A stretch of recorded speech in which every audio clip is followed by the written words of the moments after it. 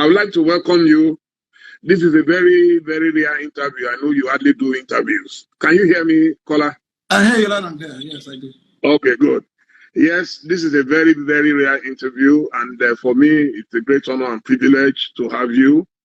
Thank you. And I like the fact that 2 days ago, when we last spoke, you told me I could ask anything. I should just feel free. That you didn't want anything like Orijo, So I'll start with our usual tradition by asking you to introduce yourself. I know everybody knows you, but just try to capture your trajectory, your life story from birth to now, because some people might think, Abiola, he was born into wealth and everything. So tell us from the very beginning. Thank you.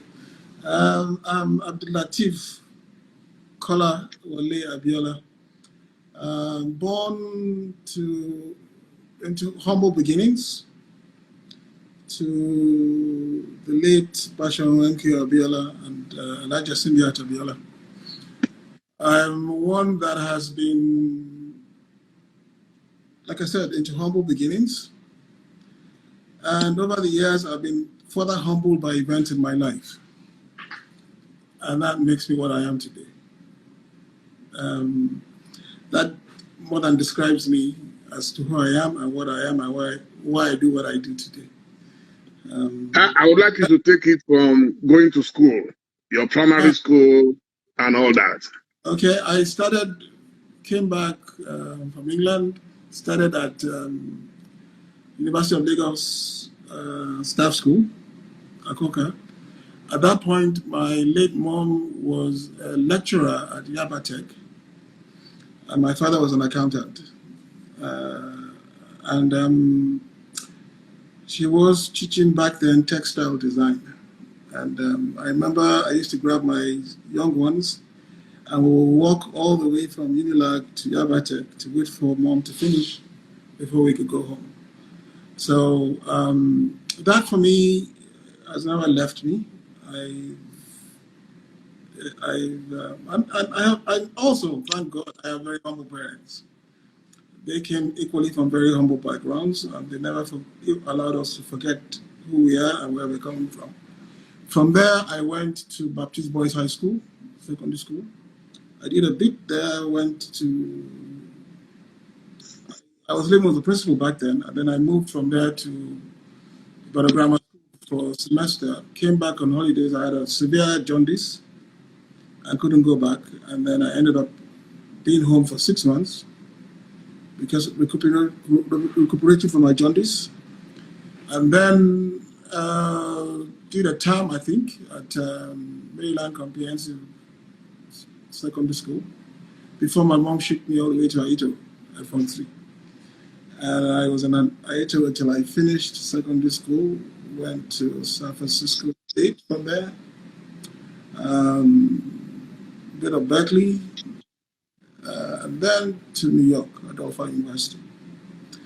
I have a master's in finance, an MBA in business administration, and that's me. What else can I say about myself? Well, what were the things that molded you? I know Daddy must have been extremely busy, so you probably stayed more with Mommy. Could you tell us some of the things that shaped your life? I thank God for her. I thank God for her, for all 5 of us especially. She would always tell you, you're not MKO's kids, you're Symbian's kids. Especially when Dad became polygamous. And as a result of that, the discipline was extra.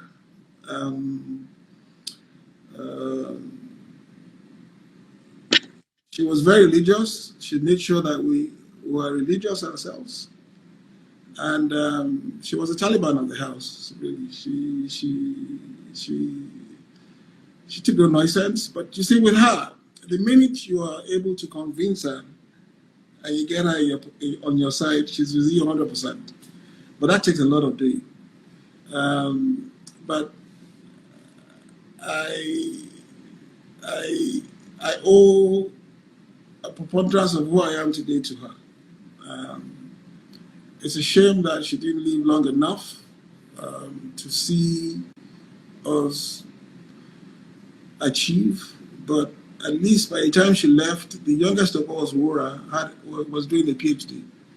So I think in that respect, I think she at least saw us to a point where we could handle things on our own going forward. I think last Wednesday was 29 years she left. And like I said, I've been one that's been humbled by events over my life. And that's one of the key events. She died at 54. I lost my daughter. I lost my father. I lost Yinka also. And it's just one that just has formed me to be careful and very, very deep in my thoughts before I do anything. So I don't just jump at it. But once I do it, I think I took a bit of that from my mom. Once I decide this is what I want to do, I do it. But it takes a while and a lot of considerations. Yeah. My father, on the other hand, was my friend. Okay. He was my buddy. He was my friend. We connected, and we connected so well. I mean, they say when you look so much like your father, you make enemies of yourselves. That's certainly not in my case. And I think we both owe that equally to my mom, because I think it was by design. She made it a point to make sure that that friendship was there, to the point that my father couldn't really do anything without Kola. And in its own little way, it became a problem for me within the family also. But that's what it is. But what can you do? And I'm so glad that I came home. For example, she made me come home early just to be around him. Like she knew she wouldn't be around long enough, or he wouldn't be around long enough. My father was 60 when he passed away. Despite all he had achieved, it was just only 60. And if I didn't come home early enough and be with him and understand him and see things and understand things and see how he worked, I'm not sure I would have regretted it all my life. But she made sure you came home. She made sure you're always with him. She made sure that understanding we had from when I was little, nothing came in the way of that. So I'm thankful. We're both all thankful to have equally for that also. So, like they say, DC, that's what they always tell my dad. But it's a design created by Soviet. Yeah. Now, your father started and grew so many businesses. Right. Could you tell us some of the businesses? Because I knew you were involved in some of them. Could you tell us? Well, I was one by one. Okay. It all started with ITT, which he was a part owner of. He was an employee but became a part owner of. From that came RCN, Radio Communications Nigeria. From that came the bakery, Wonder Loaf, came Concord Press, came Abiola Farms, came Concord Airlines, and Abiola Publishing also came from that. African Concord, which you know a lot about.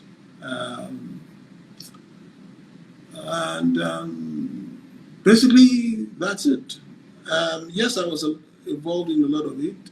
A lot of them had been around before I got back, so it took me all my service years in Zaria to go back and forth to restructure and reorganize a lot of those entities. And I needed to clean them up prior to the arrival of my other brothers so they can step in and take it to better and bigger heights. And unfortunately, including Summit Oil, as a matter of fact. And unfortunately, it all collectively became a victim of political,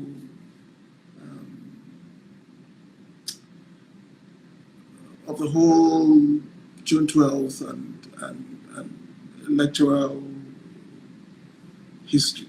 I mean, we all know what happened back then. But more importantly, the government fought us, with all their might, and the businesses itself became casualties of that. I'm not sure anything survived that, actually, because at the height of it all, we were the largest employer in this country.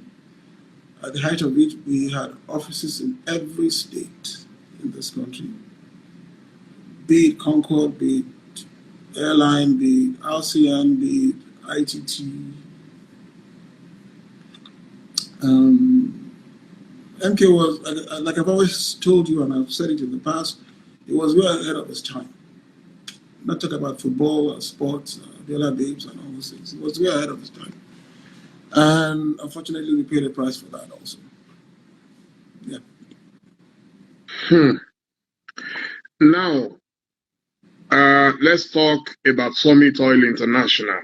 Yes, please. Before I ask my question, let me thank you for giving me the opportunity to be the first to handle the public relations for that country many, many years ago. And I remember 1991, 92, and we used to fly out there, go to the oil field and all that. Thank you so much for believing in me. What happened to Summit Oil International? Because at that time, I'm sure you must have spent, when money was money, you must have spent about 400 million naira or more. But suddenly, I don't know what happened. It seems politics got in the way. Yeah, the politics, well, we were the first indigenous company to drill and find oil. And that's when we launched it, and you were, like you said, very involved in that launch. It created a lot of excitement, not just for the family, but for the industry as a whole, being wholly indigenous. And with everything MKO, he's a strong believer in indigenous talent. So it was a wholly Nigerian affair. Now, that also extended to the equity and the funding of that operation. Now, when the election was annulled, the license was cancelled. We had 2 concessions back then. It was cancelled. We started with 1 that was split into 2, and we paid for the second one fully. And it's funny how things work at times, but that's a story that I'll probably get to another time. We paid for both, and when the then government of General Abacha came in, cancelled license. We waited till he left office. When President Abacha was sworn in, we got back both licenses. And we had to do that by reclassifying the concession. What do I mean by that? We are a Niger Delta-based concession, which gives you 5 years of exploration time to convert to an oil mining license from an oil prospecting license. Now, by the time General Abacha had left, passed away and left, there was no way we could still run that concession under that regime, the Niger Delta regime. So we had to reclassify it to an inland basin, which gives you 10 years to prospect and convert the license. And that took a lot of money and activity to do. Now, there's some details that I can't tell you now as to why we were able to even keep the concession in the first place. Because so people, nice people, good people did me some favors then that I don't think I should get involved or spill out right now on this program. But anyway, after we finally reclassified it, and President Abacha was president. We also had another problem with the regime, in that President Abacha couldn't quite believe why we had 2 concessions. And we tried to show him that, look, we didn't operate the second concession because the license was suspended. And we actually paid for both concessions. Anyway, the long and short of it is that eventually canceled one and left off his one. Oh, sorry. Yeah. Yeah, eventually canceled one and left off his one. And then we continued operating on the one that we had. But fortunately, when President Yar'Adua came to power, I approached him. Before then, when he canceled it, we as Summit Oil took DPR to court because we paid for the concession. We just didn't pay for the signature bonus. We also paid for all the data to MPD. They were the original owners of the concession. So we went to court. And then when President Yar'Adua came, I approached him. I explained my situation, which he knew anyway. It's always known. And he returned back that concession to us. So we went to court, had an out-of-court settlement, and that's how we got it back.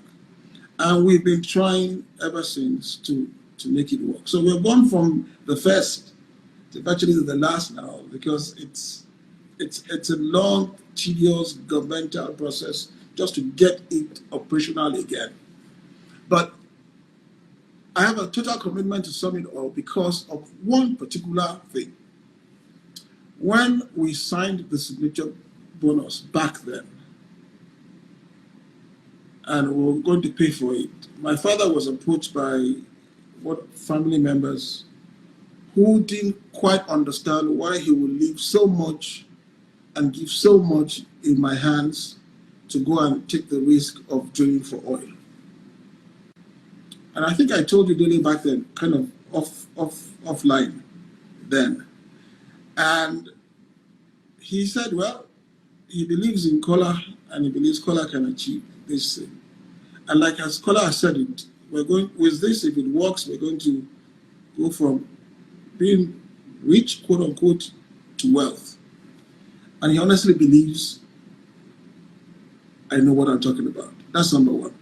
Number two, I told my dad that I believe that this is what is going to provide for, because he keeps telling you, Kola, all these kids and all these wives and everything, it's your headache. I said, yes. The only difference there is that I didn't think it'll be my headache sooner than it came, as soon as it came, a lot sooner than it came. So, and I always told him, like, look, sir, if we make this work, you will make my burden a lot easier. And, okay, fine. And we went into it. So when we struck oil, and I proved everybody right, there's a lot of excitement in him and myself, that at least I've helped prove that this thing would work. Events that happened subsequently was totally out of my control. And because of that, till to date, I've been trying to make sure that thing works. And that's why I've stuck at it. I put in a lot of my own resource just to make it work, despite all the setbacks, but I'm still at it, and inshallah, I'm almost there. Amen. Amen. Now, your dad was almost into everything. Yeah. Could you tell us the story of Concord Airlines? Concord Airlines came by default, actually. We had 2 aircrafts there, Mike Kilo and Kilo Oscar, 2 HS-125s. And while it was for personal usage, we also ran it as a charter, private charter. And along the lines, the whole idea of, since we're running private charters also, why don't we just set up an airline? And that came, it wasn't my idea, it was sold to him, but once he he said he was going to do it, so I followed in and make it happen. But I was going to do it differently. I wasn't going to use, like was done back then, close to time aircrafts that only had a few months to go, that was so expensive to manage. I decided to use turboprops instead because I thought they were efficient. And with that, I can make a lot more hubs and more connections. And that's the idea was to run a hub and spoke kind of operation. And we did that till it was also shut down by the military also.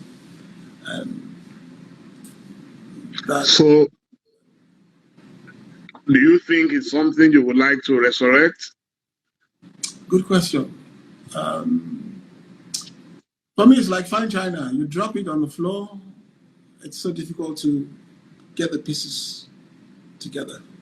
There are some things I don't see happening again. There's some that have a possibility. There's some that are still running. But I'm not sure the airline thing is one of those things in my book. Now, I started life in Lagos at the Concord Newspapers. Right. So, what happened to Concord Newspapers? Because at the time you invited me, you also wanted to resurrect it. Then, Yes. So, what happened? Concord was proscribed by the military government then. And while they occupied the premises, they virtually stole all the parts. They stole out all the parts and rendered most of the plant and machinery useless. That's one. Two, I also felt that I could resuscitate it, and I still plan to resuscitate it, but using a totally different model. We're in a new age now. The days of having a huge printing press, 1,001 people all over the place is gone. And I discussed that possibility with you, and I gave you the blueprint, if you remember, on how I intended to do it. Now, while it came back for a bit,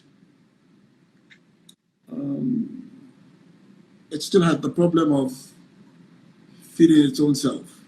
Why? Because the management then was still trying to maintain that old order.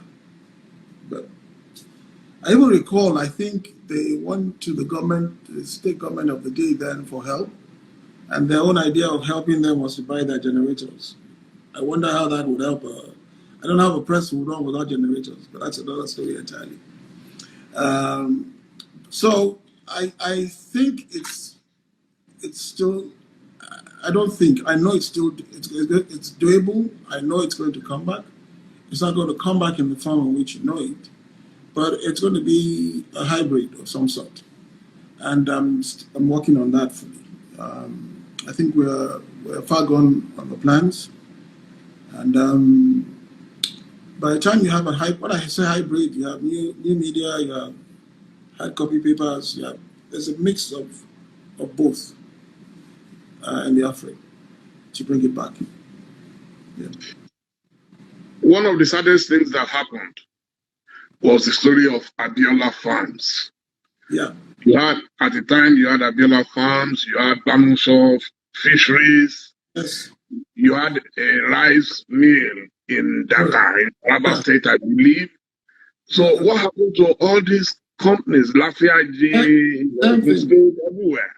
The same thing. The farms collapsed because the military government believed I had a secret airstrip on the farms, the one in Lafiaji and in Taraba. And I was flying in arms and training commandos there. Well, we didn't have Boko Haram then, so let alone training commandos. So, and as a result, they shut it down. The same thing, they start providing equipment. It didn't help that family also decided to go there and start looting the place and selling stuff. But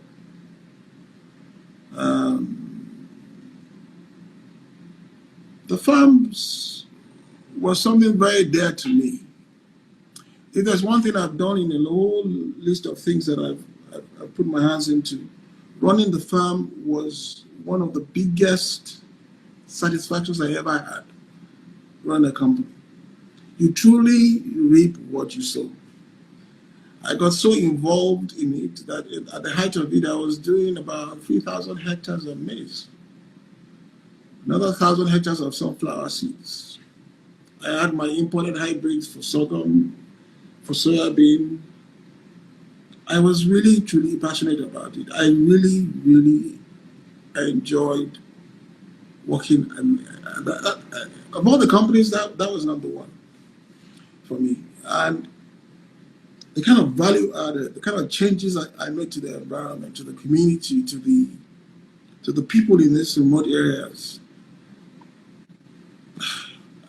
it's something that in the government of the day then, thinking they're trying to hurt MKO or hurt me, they ended up hurting all these communities.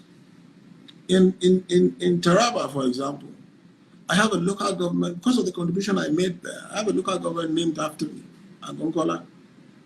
So it's something that was so close to my heart, and I felt so bad. There's nothing I could do, because there's a limit to how much you can take on a government. So I hear people say, you didn't do this, didn't do that, I could have done this, could have done that. I pray to God that never have to face government. They will always find a way to chop off your kneecaps. And the system is, if the system wants to bring you down, for me to be standing and have survived it, I think alhamdulillah, I think I've done a great job so far. Now, your dad was a global citizen. Right. And he touched lives everywhere, especially in Nigeria. Absolutely. I remember the case when the Sultan Abubakar of Sokoto passed on. Yeah. And he had to get involved in the Machido Dasuki fiasco. That's good, yes. Are you able to recollect what happened at that time? Yes. It is because today Nigeria is so divided that we hardly hear of something where a Yoruba man will go to Sokoto to settle, traditional problems. Yeah. My father was very close to the late Sultan Abubakar. His son is the present Sultan of Sokoto to date. He was very, very close to him. So when the issue of the late, not late, Sultan Abubakar, Dasuki and Machido, came up, the minute it was announced and there were burning and killings in Sokoto, my father and I got in the aircraft and flew to Sokoto. We met with the Sultan. We went to see the Machido also, and he was able to broker some peace. And, in Islam, you must have faith. You must have faith. God gives, God takes away. And we'll see what happens subsequently. But the truth of the matter is that at least there was peace. The truth of the matter is that the Sultan Dasuki would be in history as having been as Sultan of the Emirate at some point in time. So is his brother, I guess, in many ways, Macedo, who eventually, unfortunately, died in the crash. So that's everything is prescribed and ascribed by God, and everything is always laid out. We probably don't know because we don't have the foresight he has, but if we can just give peace a chance, everybody will have his turn at things, provided if we can just be patient to have that script play out. And he's going there, I think, doused a lot of the storm. We met with quite a number of people in Sokoto that day. And by the time we left, I think there was a change in events there. and peace came about. But you see, that only goes to show why. When I tell everybody that I don't say anything but in Nigeria, those are the examples I've lived to know that there is nothing but in Nigeria. And that's why I have my views about being Nigerian and what Nigerian should be. So I've seen the examples, I've seen them come to play. I have offices in every state. I'm at home in every state in this country because we reached out as Nigerians. I grew up in an environment that couldn't see anybody by race, by religion, but purely just being Nigeria was the ticket you needed. If I didn't care where you come from, or where my mom either, whether you're, as long as you're Nigerian, we've been to remote places for employees on functions, remote, and I mean remote, just to support them, and they're still Nigerians. So that was just one in many things that he did back then. And when the late Gumi was given the prize from Saudi, he chartered the whole aircraft and flew everybody out there to support the late Gumi. This is what I understand. This is what I know. I just don't know why anybody will see differently today, except maybe leadership has failed or they've got it wrong or something. I don't know. But we did a big bank. Yeah, that's one of the things. We did a big bank with friends from North. So it's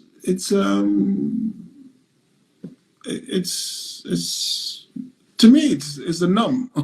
I don't know. I've never seen anything otherwise, but that it's the norm for me. So, Wow. May Allah bless you. He was a good man. He was a very good man. He was a very, very good man. You served your national service in Zaria. Zaria, that's right. Today, a lot of people in your position will never do that. They will use long legs to come back to Lagos and things like that. What happened? How did you find yourself in Zaria? You had the power to go elsewhere. I came home on holiday. My mom wanted me to go back for a PhD, and I didn't. I just was ready to be home and start doing something. I'd worked at the oil chemical bank then, and I just wasn't being fulfilled, and I knew I could do a lot more when coming back to Nigeria. So I went ahead and filed for my NYC on my own. And my mom kept on asking, when are you going back? When are you going back? I said, well, I'll go back. And finally I had to break it to her that I'm doing my NYC and I'm not going back for a while. So, but she had to make me promise her that I will do a PhD. And I will do it. I owe her that much. Maybe when my little girl goes back to school, maybe I'll go join her and do that. But I will definitely do it, inshallah. Anyway, so I got posted to Kaduna State. As God will have it, the camp is in Zaria, and Zaria is the second home for me. So, coincidentally, he had a house there. The emir was more of his brother and a godfather to me, so I was at home. And not just that. I mean, I went to Taraba. I mean, Dhaka is so remote. I had no problems there. I had no problems. I was at home. I was so at home that, like I said, I have a local government in my name. So I had no problems. And the day my mom came to the farm in Dhaka to see what I was doing, and she was going, Kola, what are you doing here? Your mates are in Lagos, working in banks or working in oil companies. What are you doing here? And I said, look, that says I should do it, and I'm loving it. And she said, well, I'm going to tell him you can't continue here. I said, well, you are the one that says whatever dad says you do, right? So why would you want me to do otherwise? But besides, I'm creating things here. I'm making something out of nothing here, and that's why I thrive the most. I don't think I'm a good trader, but when it comes to creating something from zero, I think that's my strength. That's my strength. And she now went back to Lagos, got my dad on the plane to come to Dakar, go and see what this boy is doing in that place. So, and you know, the same thing Lafiagi. Lafiagi for me was, I was comfortable everywhere. And when I went to Edo State to start drilling oil, the environment then, I just compared to what I have done there over the years and what it is today, alhamdulillah. So I'm not afraid to move anywhere or invest anywhere as long as we all see ourselves as one. And that's what it's all about. Your dad was involved in the fight for reparations. Oh, yeah. Against the many years of decades of slavery. Yeah. And a lot of people have said the West was not comfortable with that aspect of his life. What informed the decision to go for reparations? You see, my father always fights for the underdog. And if he felt he had the reach to make a difference, he would always put his best foot forward. Besides being a true Nigerian, he's very much a Pan-Africanist. And he felt that, look, if we don't, like he would say, we either unite together to survive or separate ourselves, separately to commit suicide. And that was his own way of letting Africa come together as an economic unit. Now, you can't become a strong economic unit if you don't have the infrastructure, the policies, and things as such to make it convenient, and the ease of trade and ease of movement. And as a result, drop all the barriers to entry and exit in every country. You cannot create the economics if the entry cost is so high. When I have to fly to, like in our football days, I may have to fly to Italy to get to Gabon, or fly to France to get to Cameroon. I mean, when Cameroon is just next door. So he felt, okay, by doing this, let them pay for that infrastructure that they deprived of. Because we went there to build the infrastructure for them. It's on our backs that that infrastructure was built. The cotton fields in America, the sugarcane fields in the Caribbean, and so on and so forth. So he felt, look, they owe it to us to at least provide some, if they can provide a Marshall Plan for the Germans and give the Israelis, I don't know, 10 billion every year, something like that. Why not at least do something that provides for us and creates and makes up for what we have lost over time and generations? And he was very, very passionate about that. And as to whether the West was comfortable with it or not, I don't know. I don't think he saw it as that. I don't think he was even aware of that at any given point in time. He just felt like, look, somebody has to start this. Let me be the one to start it. Over time, it'll crystallize, and it's beginning to. Like I said, the man had a lot of foresight. Everything he did was not by error.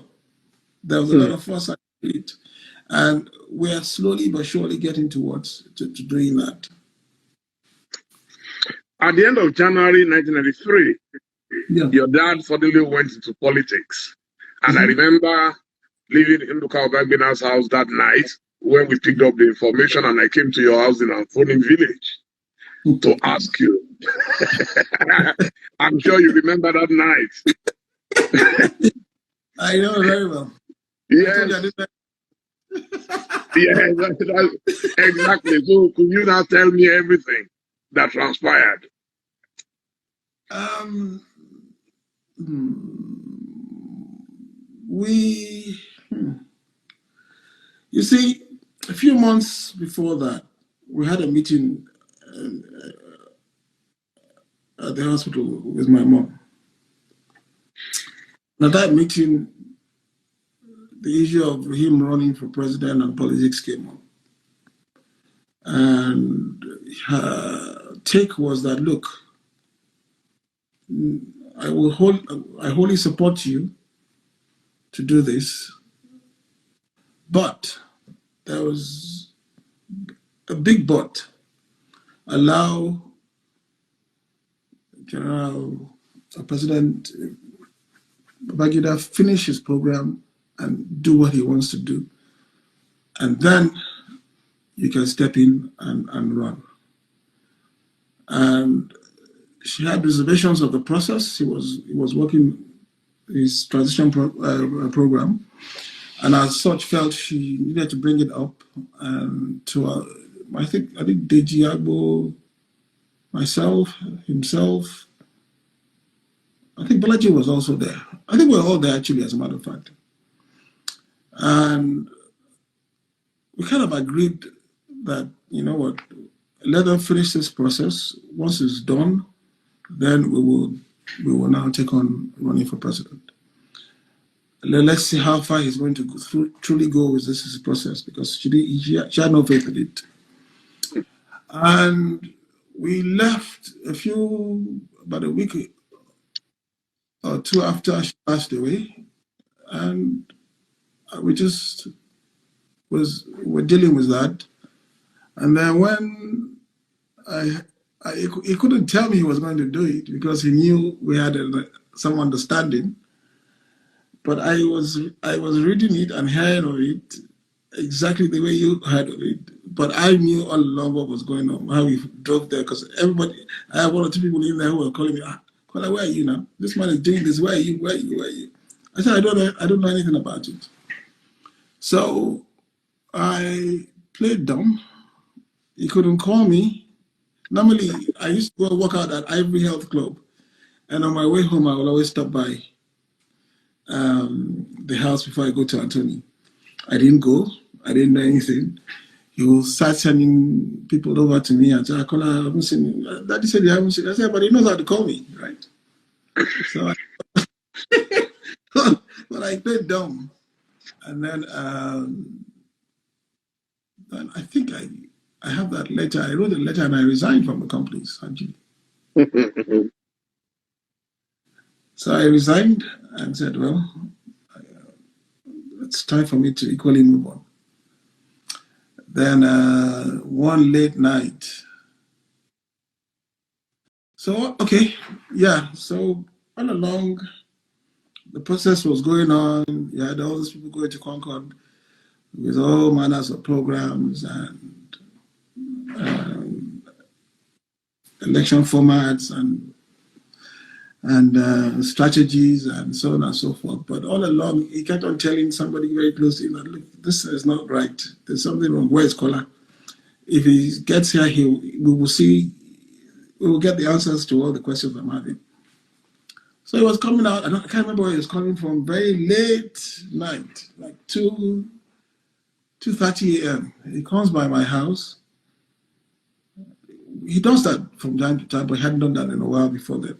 And then got in and said, Kola, K, he calls me KK. How are you? I said, well, I just stopped. I'm coming back on my way home. I said, I should come and see my grandkids. I said, okay, your grandkids are upstairs. So I take him upstairs. He sees them. And I didn't say anything. We came back downstairs. He got into his car and stopped at the gate, came out and came to hug me and said, Kola, are you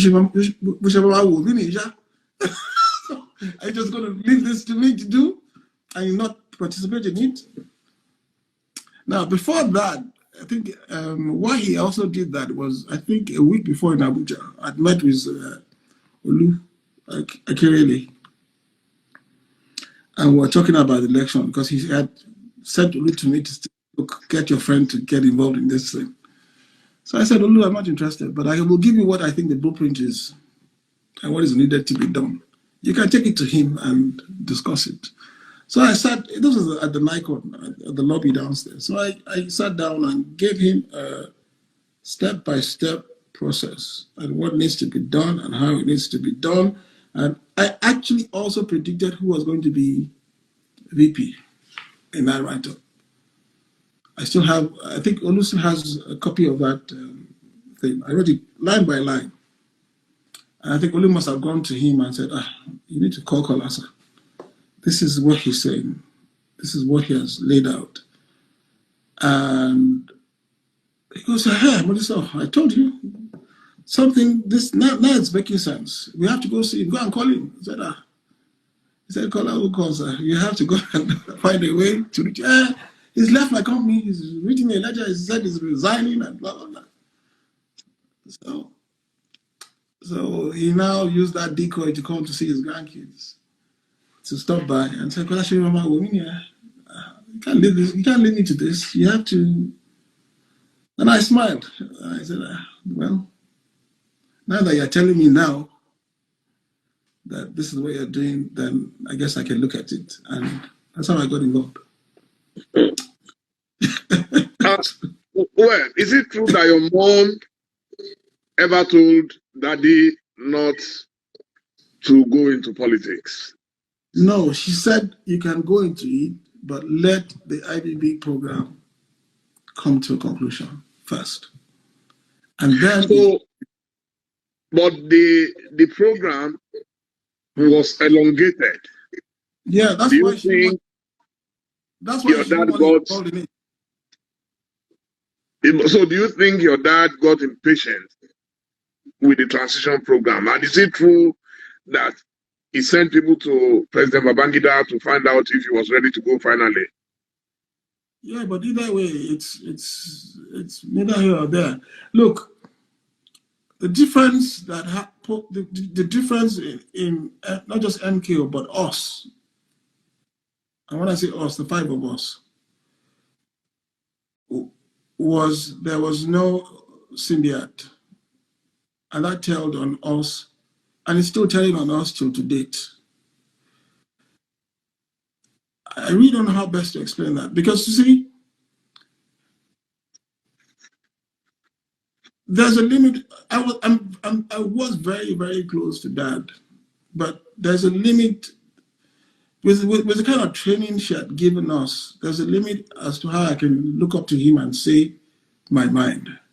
He can tell that, look, I'm not in agreement with things, but there's a limit as to how I can confront him and say, look, you know what? It's not going to happen.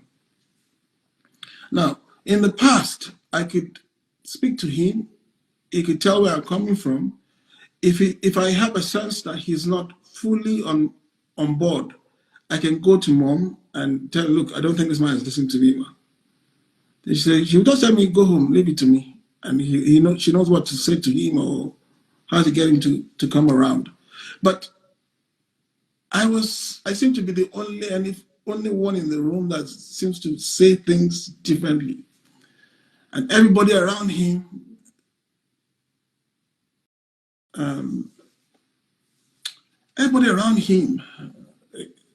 are saying, they're not saying it from Kola's perspective. They're not saying it for the love I have for the man, for the concerns I have, for what I can see. Because I think deep about things, and very rarely do I hit on things and they don't come that way. It's just a gift. I don't know what it is, but because I just don't open up and say things. And that's probably why I don't give too many interviews either.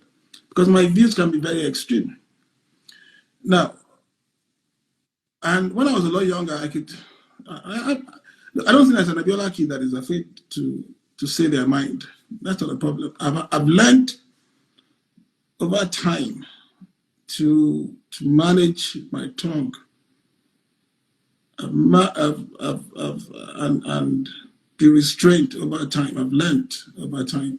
But still, there's a limit as to how confrontational or how up in your face you can be with your dad. I mean, come on. That would be a bit too much. So I think that bit of it created a circumstance where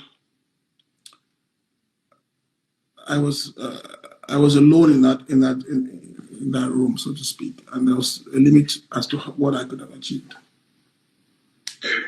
But I still delivered on it despite that, though. So yes, I am very interested in the SDP primaries in Jos.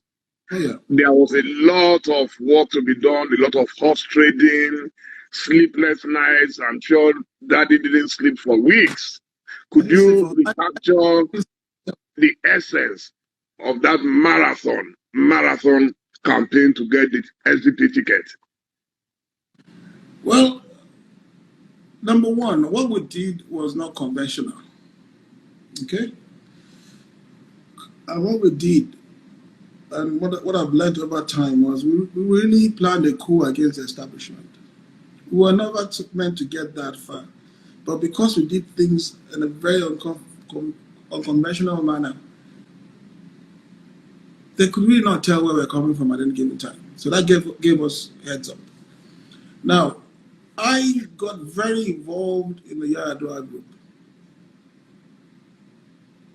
So I was, 28, 29, something like that then. And I had to learn very, very fast. And I'm thankful to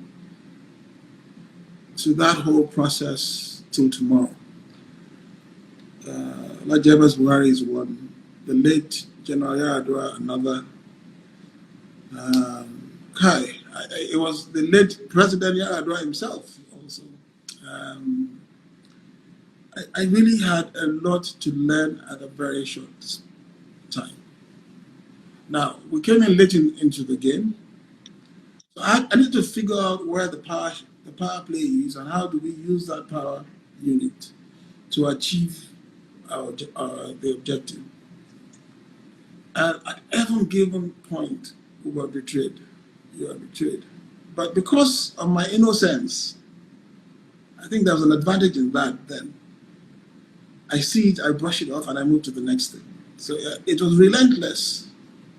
I kept on going, I would go and meet this person, and because they're looking at this small boy, what does he want? They're forced to actually listen and at least take steps to help me achieve. And I think because of that, it gave Dad an advantage that a lot of what they won't say to him, a lot of what he won't find out, I could find out, I could absorb. And he trusted me enough, even at that age, that whatever decision I took at that point, he was so sure. That it's in the best interest of the objective. I wanted nothing but to deliver the ticket, and I moved because even Jos was a joke. We paid for every hotel in Jos. Every hotel in Jos, every guest house in Jos, to find out that the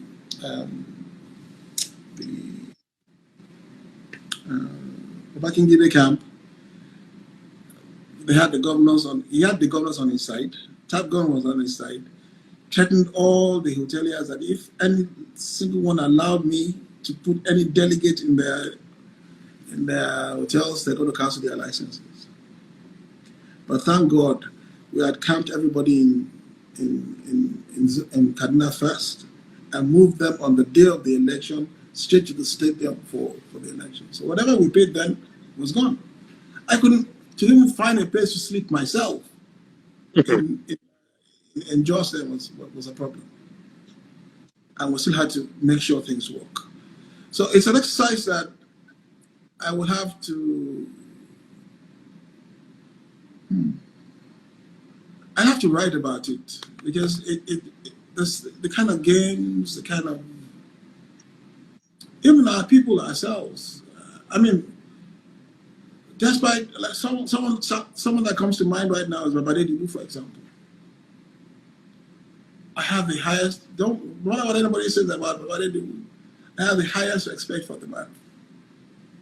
in my little age, he will sit me down and say, Kola, what exactly do you want? I will lay it out, and he will make sure to the T. And he will tell me, this is what this person has done. This is what I has done. They brought this to me, but don't worry, go to sleep. And not at any given point has it done otherwise. Never. And even when the delegates were playing me, he said, don't worry. I will go report to him. I said, I think these guys are playing games with me. He said, don't worry, you will get what you want. It may not come out exactly, but you will get what you want. And I got what I wanted back then. And because even our voting pattern was meant to be different at the stadium. Some half of it, like for example in Ondo State, for example, even Oshu State, then the games played, because people have been promised VP and no VP by back then. Because we wanted from the Southwest to just have one candidate from the Southwest. But it didn't quite work out. Even in my state, Ogun State, the last day of the state primaries was when the competition stepped up. Should that really happen in Ogun State? But Now, a lot of things very fast. Yeah. So you got the ticket, your dad got the ticket, Yes. and moved on to the general elections. Right. I was not in Nigeria on the day of the election because your dad had sent me to Vienna to represent him. Chief Ganifani was getting the Bruno Kreisky Award. But by Monday, June 14, 1993, I called Unduka Bagbena in Nigeria. And he told me he's been trying to reach me, that if I could reach Chief Abiola, I should tell him to reach out to President Babangida urgently. And I said, why? He said, because he's going to win, his player is going to win, but they're not going to give it to him. Mm-hmm. And I said, how can someone win election and they won't give it to him? Do you think, in retrospect, that it was an error that Daddy did not reach out to President Babangida early enough? Well, he did. He did. I did the reaching out on behalf of him. I had a couple meetings with the general, was President Babangida then, and I took the messages back and forth. Even Deji at some point also, with the late Emir of Zaria, they met at the airport in some cases. So yeah, we did. We did. Definitely we did. It's just that they allowed, both sides allowed too many people get in the middle of friendship. I've always felt the two of them can sort things out themselves.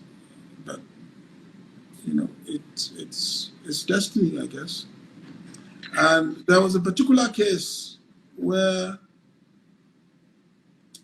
even after the annulment and everything, I actually approached General Babangida in his office. And I said, sir, are you going to leave? And I looked at him in the face and I said, Kola, yes, I'm going to go. And that was the day I believed he was definitely going to go. And I went back and I told he's going to go. We should start planning for that. But everybody around him didn't believe he was going to go. Around my dad didn't believe he was going to go. It was more of what does Kola know. But I spoke to the man myself at my even young age. If he said otherwise, I can tell. And he's somebody that also allowed me to be very direct with him. So it's, but they didn't believe he was going to go, so they made no plans for him to go. Unlike the Yaradua group, that he said, you know what, if this man is not going to go, in the event that he goes, what's our plan B? They had no plan B. They're just working on the premise that he was not going to go, and that was it. I tried to make them see otherwise, but And now, talking about President Babangida, do you believe that some people worked on him not to hand over to your dad? Because I would later learn around 1998-99 from Dr. Rilwan Lukman. You know, I visited him when Chief Alaye was running against Chief Obasanjo. And he told me that the owners of Nigeria, that was my first time of hearing about the owners of Nigeria, that they were already settled for Baba Obasanjo and not for Falaye. So do you think the owners of Nigeria intervened at that point? You know what? Leadership is a very tough thing. I'm not sure whether,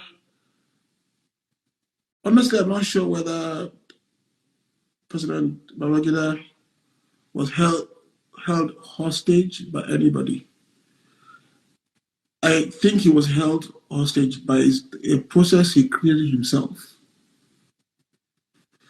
That process had dragged for too long that he had no choice. He was stuck. We started this process, if you remember, multi-parties. We started registering parties. You came back out, canceled the parties. After cancelling the parties, you formed 2 parties. You built party offices for everybody nationwide. There was no way he could walk back from it. There's no way. They meddled with that process for way too long. It's been in the toilet for too long that too many flies are already there, as I say. So he was already hostage to a system or process that was so dragged out that was about to consume him himself. So as to whether people, because that's what leadership is all about, you must take the decision, even at your own.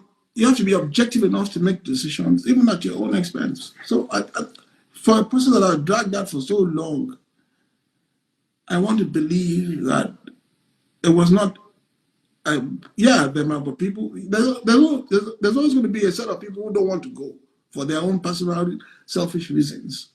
But for the leader himself, he has to make that call, irrespective.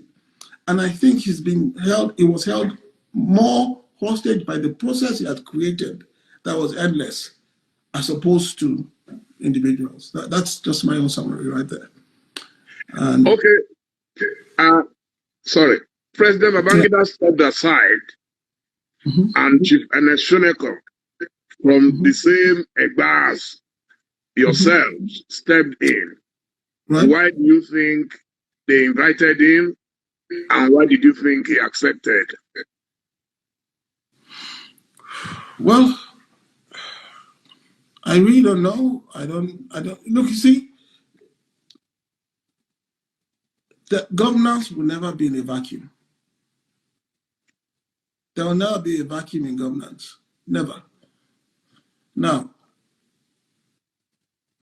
you had, like I said earlier on, I had a meeting with him, with the president then, Babangida. He said to me direct and looked at me in the eye and said, Kola, I am going to go. I go back and convey this to my side. And they didn't believe me. And they made no plans whatsoever for plan B. You had another group, the Yaradua group, who are saying, well, he's not going to go. Okay, fine. But in the event that he goes, let's have this in place. Because like General Yaradua will say, same thing he says, there will never be a vacuum. Somebody has to step in at some point. So let us make sure, the objective is for him to leave, right? Let's make sure he leaves first. And then we'll take the next step. But our side of the fence didn't believe he would leave. They made no plan Bs for him to leave. And that's what happens. Now, as to why the pick Chief Shoneko, well, he was kind of in there already anyway as interim president, I think he was. That dual thing that General IBP had. The interim government. No. Not interim. Interim was after the annulment, right? he was already there in, when he had this dual thing, when they had civilian head of government or something. I can't remember what he called it. If you recall, when IB was still president, Chief Sholako was what? I think it was chairman or something. I can't remember now. Yeah, he was there already, so I guess it was easier to move from there. I don't know, but it's not like as if he was never in government at all, and they just had to go and call him and tell him to come. It was in the corridor there already anyway, so maybe it was just convenient. I don't know, but you like I said, we had no plan Bs. But it has been alleged that Chief Abiola was one of those who said Chief Shonekon should be sacked, and then Abacha took over because he promised to return power. That was a mistake. That was a mistake, and I said that back then. No military man would say that it's treason. Whether it's a civilian man there or a military man there, it's treason. So you don't go ahead and remove somebody to now say you want to bring somebody back. If he fails, then he's dead. Nobody puts. No military man will do that. Maybe he will stay there for a bit and then do the elections later and maybe rectify things, but he won't plan a coup to just hand over. I didn't see that coming, and I thought that was a big mistake. Yes, and I said it back then. And I believe wow, it was a big mistake to call him to take over government to do the right thing. Who does that? The man's a military man. If he fails his treason, he's going to be shot dead. So if he takes that risk, he takes it for himself, for sure. 2 days after the Abacha coup,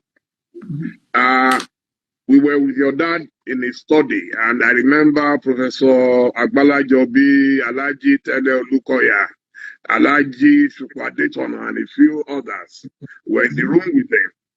And he actually wanted to issue a very strong statement against Abacha. And they advised him against it, and I actually advised him to reach out to General Sonny Abacha. Then the following morning, so that night, your dad asked me to get some documents, and the following morning he told me that his vice, Babaganaki Gibe, Chief Abacha and others decided to join the Abacha government.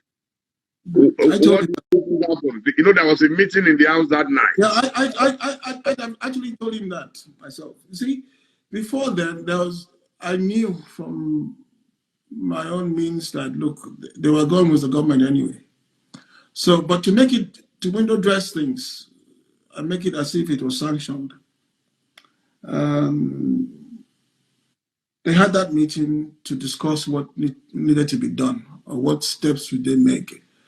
Should they reach out to the government and so on and so forth? So before then, I told my dad that this guy is already in the government.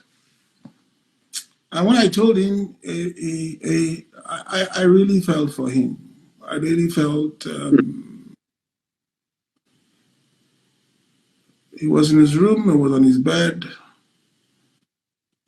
and he really, I can see that day right now. It was a very,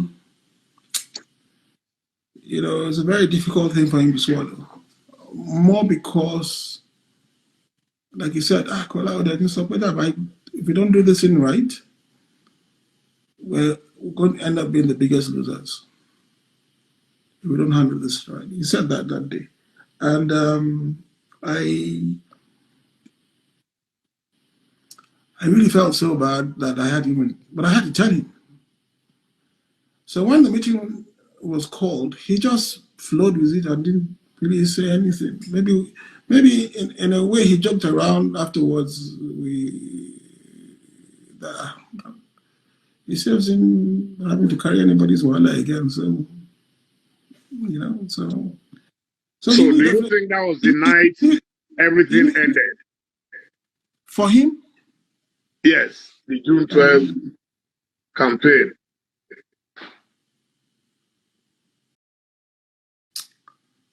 I don't think it ever ended for him. It never ended for him. No, it never really did. Because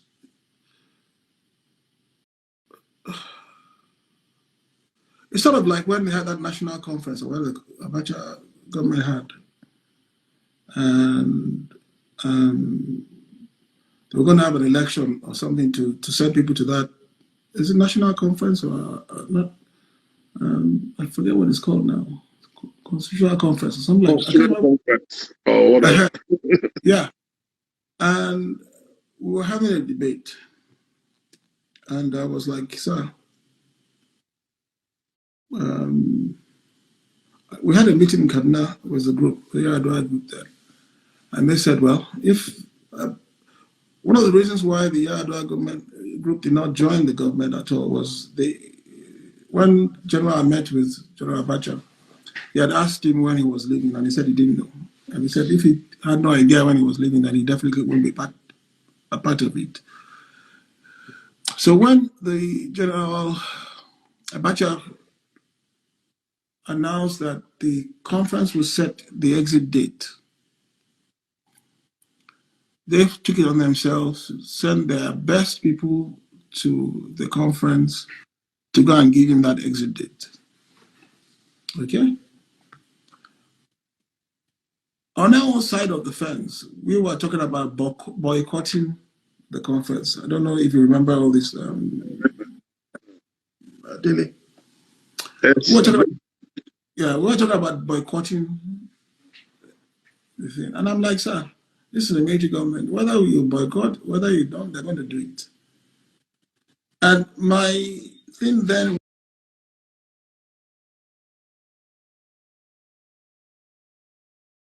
was to even have my dad even go to the conferences.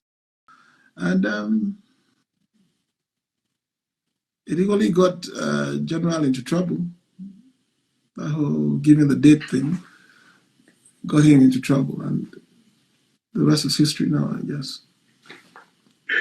Now your dad, okay, first he left Nigeria and went abroad. He said that was in the IBB.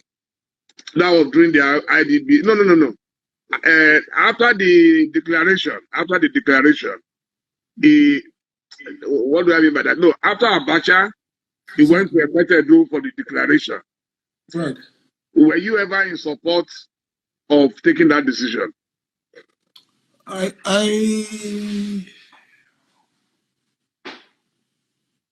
was, but with a proviso.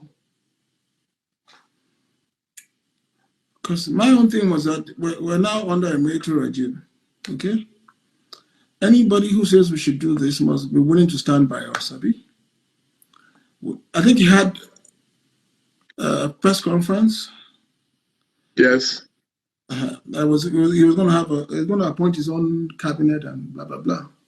So my own take was I appoint that cabinet and let that whole cabinet go with you to the whole place. So it's not just you. Let all of us go there. Well, let us all cut our skin in the game, so to speak, and let them all come with you there as a cabinet and go and declare your government. That was my own thing. As to when he left, I only found out afterwards. And that's because many people felt if I know, then he would listen and my views probably would supersede theirs. But so that was my condition. I didn't say don't do it, but if you're going to do it, let everybody go along with you and go and do it. And he disappeared for about 13 days. Mm-hmm. He went into hiding. Right. And I remember he came out from Surulere to go home before he was finally arrested that night. Are you able to capture those moments? I wasn't there, unfortunately. By the time I got there, it had been taken. I knew he was going to leave. He was coming home that day. I was meant to be at the house before then, but I had some family personal things that I had to take care of real quick before heading there. But by the time I got there, the whole place was sealed up, and I couldn't get to him. So throughout the 13 days, you were not in touch with him? I was. But by the time he was taken away, during that period, I even went to see General Abacha in Abuja. I got there to see him. He was waiting to see me. The late Alhaji Isa Futua was with him then, if I remember. And once they announced that I was there, he told them to call me. He said that they should tell me how many wait. But Alhaji Isa said I should. He took excuse that I should please the general should see me immediately, that he will excuse himself because he knows what I've come for must be very important. So we had a discussion. I sat with him, I pleaded with him, and I said, look, you guys are all, I know you all to be friends. So we shouldn't allow this event to be so corrosive to the point that we forget passion for each other. And we had a long talk that day, and he said a lot of complaints and blah, blah, blah, blah, blah. And he wanted me to do one or two things which I felt I couldn't do. And when I left. And that was the last time I saw him on that issue. So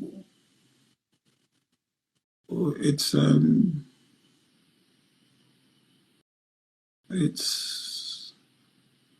the power play. The power play doesn't understand friendship. It doesn't. Power play doesn't understand friendship. Yeah, once you sit in that seat, even if you don't see things differently, the guys around you begin to tell you, no, it's not what it used to be. And I saw a lot of that back then. I'm even surprised they gave me the access I had back then. And I said, like I keep saying, maybe my innocence then maybe was an advantage. I had nothing to hide. I was honest with everybody. They've always known me to be honest. I've always interacted with them. Even at my young age, I've always interacted with them at that level. All the emirs, all the others at that level. That's the kind of exposure he gave me as my dad. And they knew my word was his word. And even when I get there and the message is different, I say otherwise and say what I think is appropriate. And I come back and say, look, sir, I didn't do it this way. This is how I did it. And he said, yeah. That's that. I mean. And so your dad was arrested. Yeah. Could you tell us what you were doing for those 4 years? I took off at the stage. I had to run to England because Abacha. I was meant to think of myself during the. Yeah.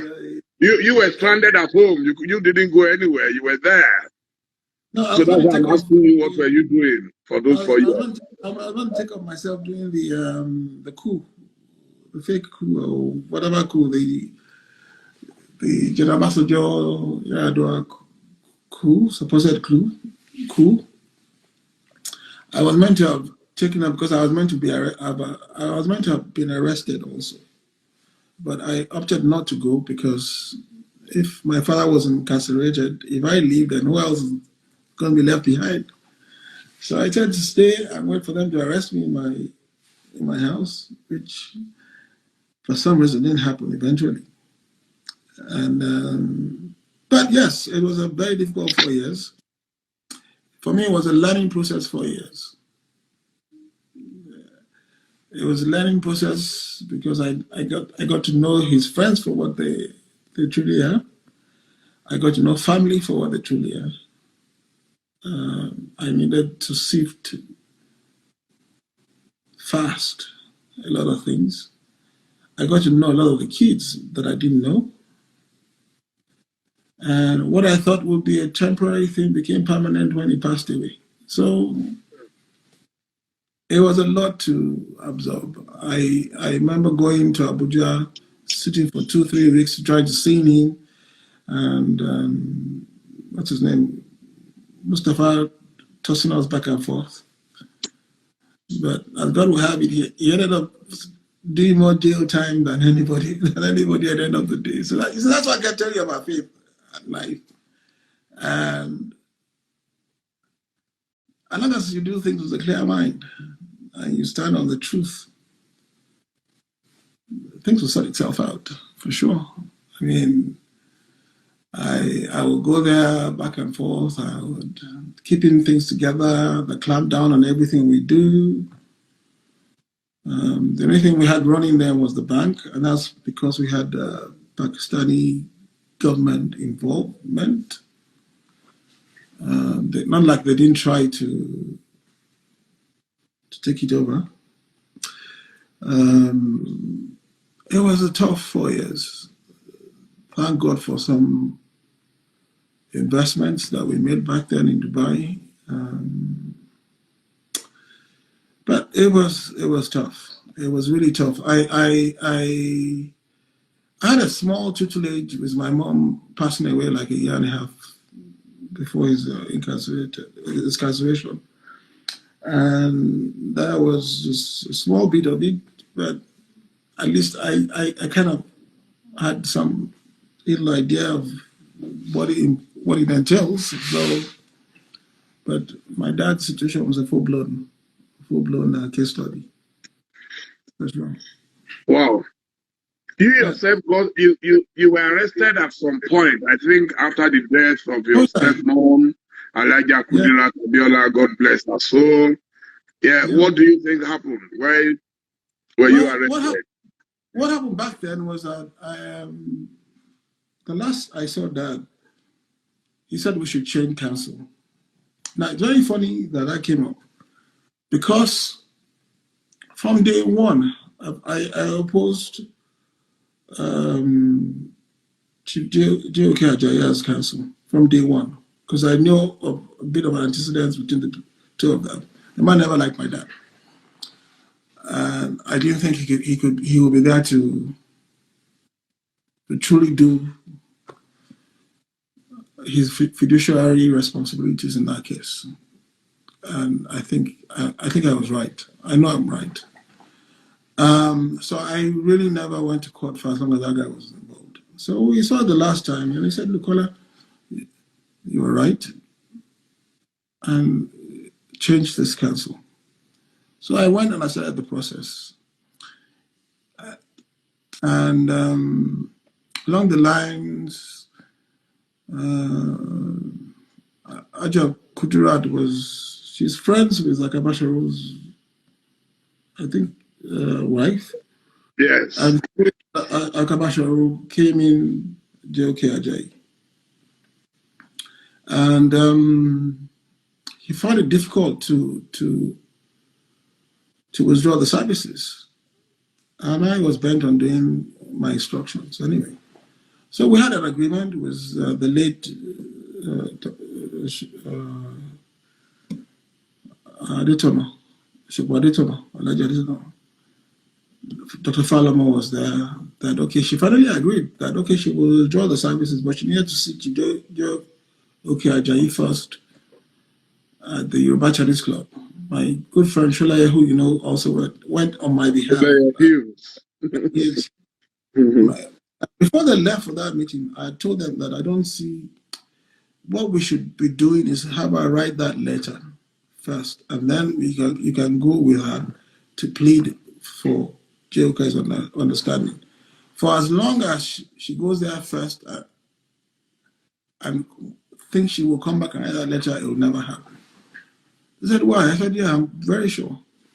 Because I think it's a conspiracy. And they went, they came back, and she didn't write that letter afterwards. So I said, you should have, like I told you, you should have made her write that letter before. And they came back and said, look, I was right. And we just moved on and started the process. So we had a scenario where Chief Ajayi, continued with his services. And first it was the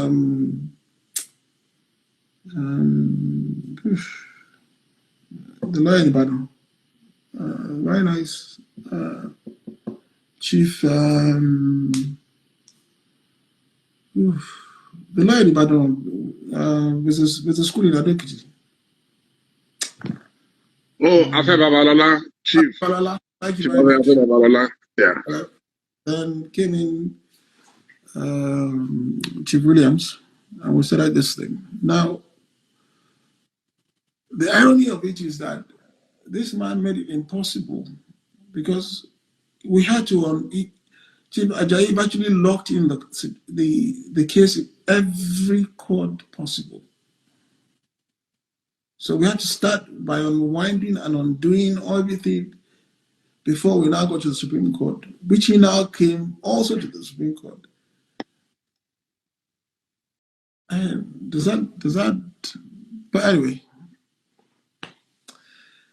in short, so when she was shot, then unfortunately, I'd gone to Dele to make that statement.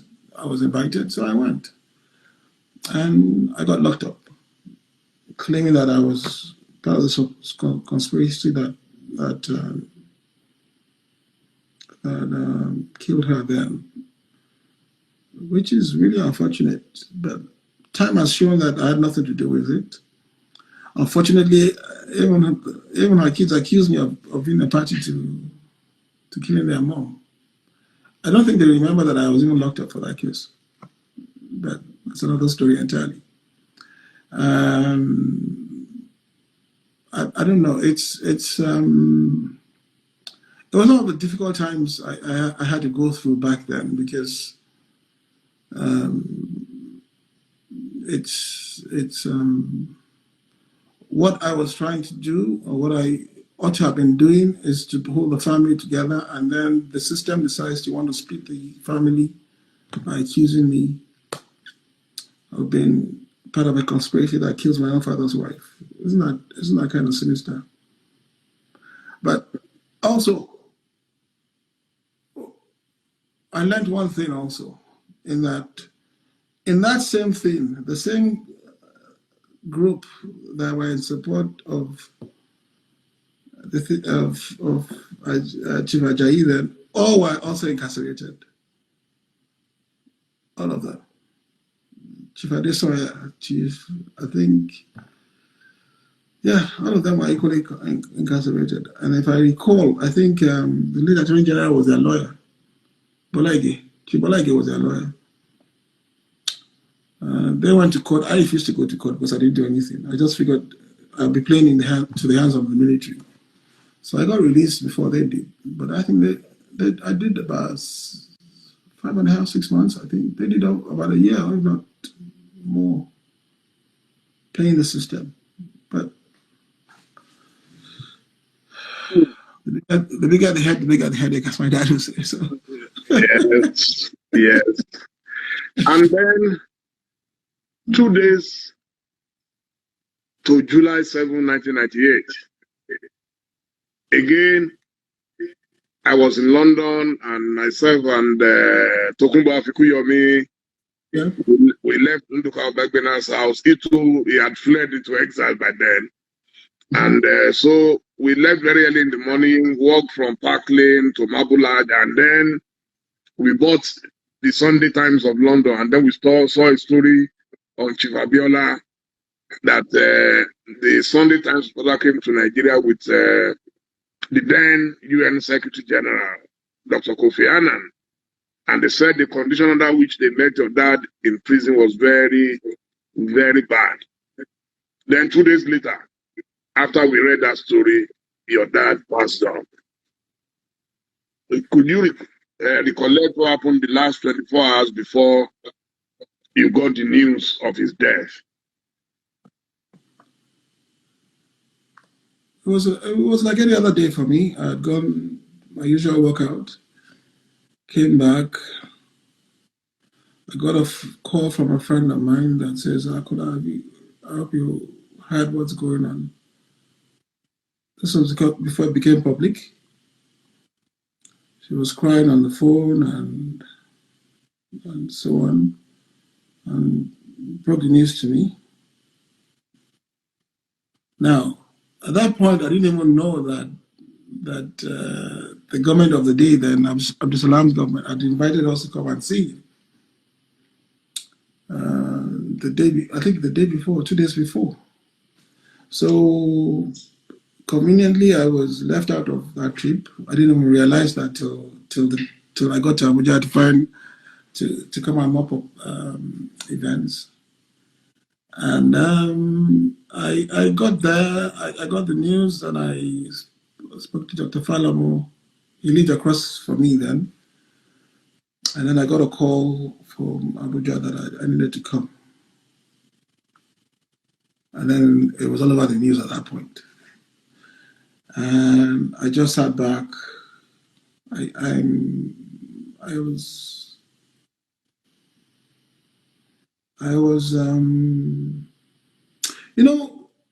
always felt it was just a temporary thing, that it'll all snap out and things will move on. I put a lot of things on hold then because I had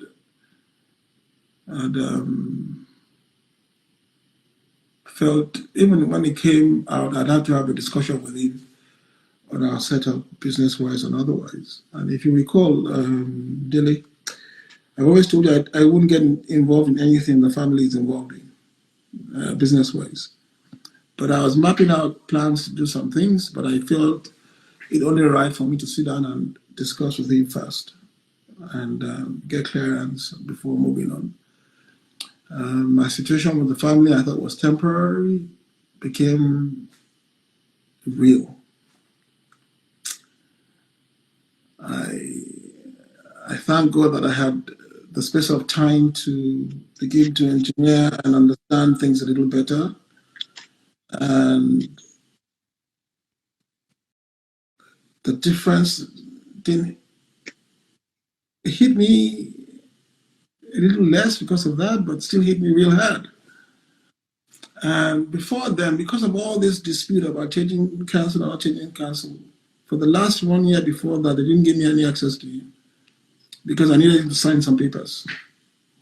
So they refused to give me access to it. And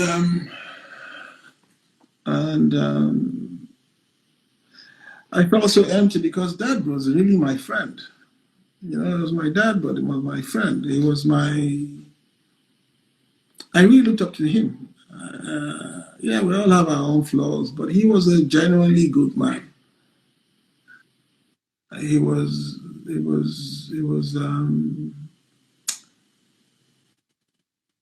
had no hate in him at all. Not at all. He just couldn't hate. Some will call it naive, but if you have a heart like his, it's not naive. It's giving everybody a chance to prove themselves. And on getting to Abuja, I started telling myself, this thing is really real. Met with Abdul Salam, went to what they call the State House Clinic. That place, and I saw the condition in which they put him.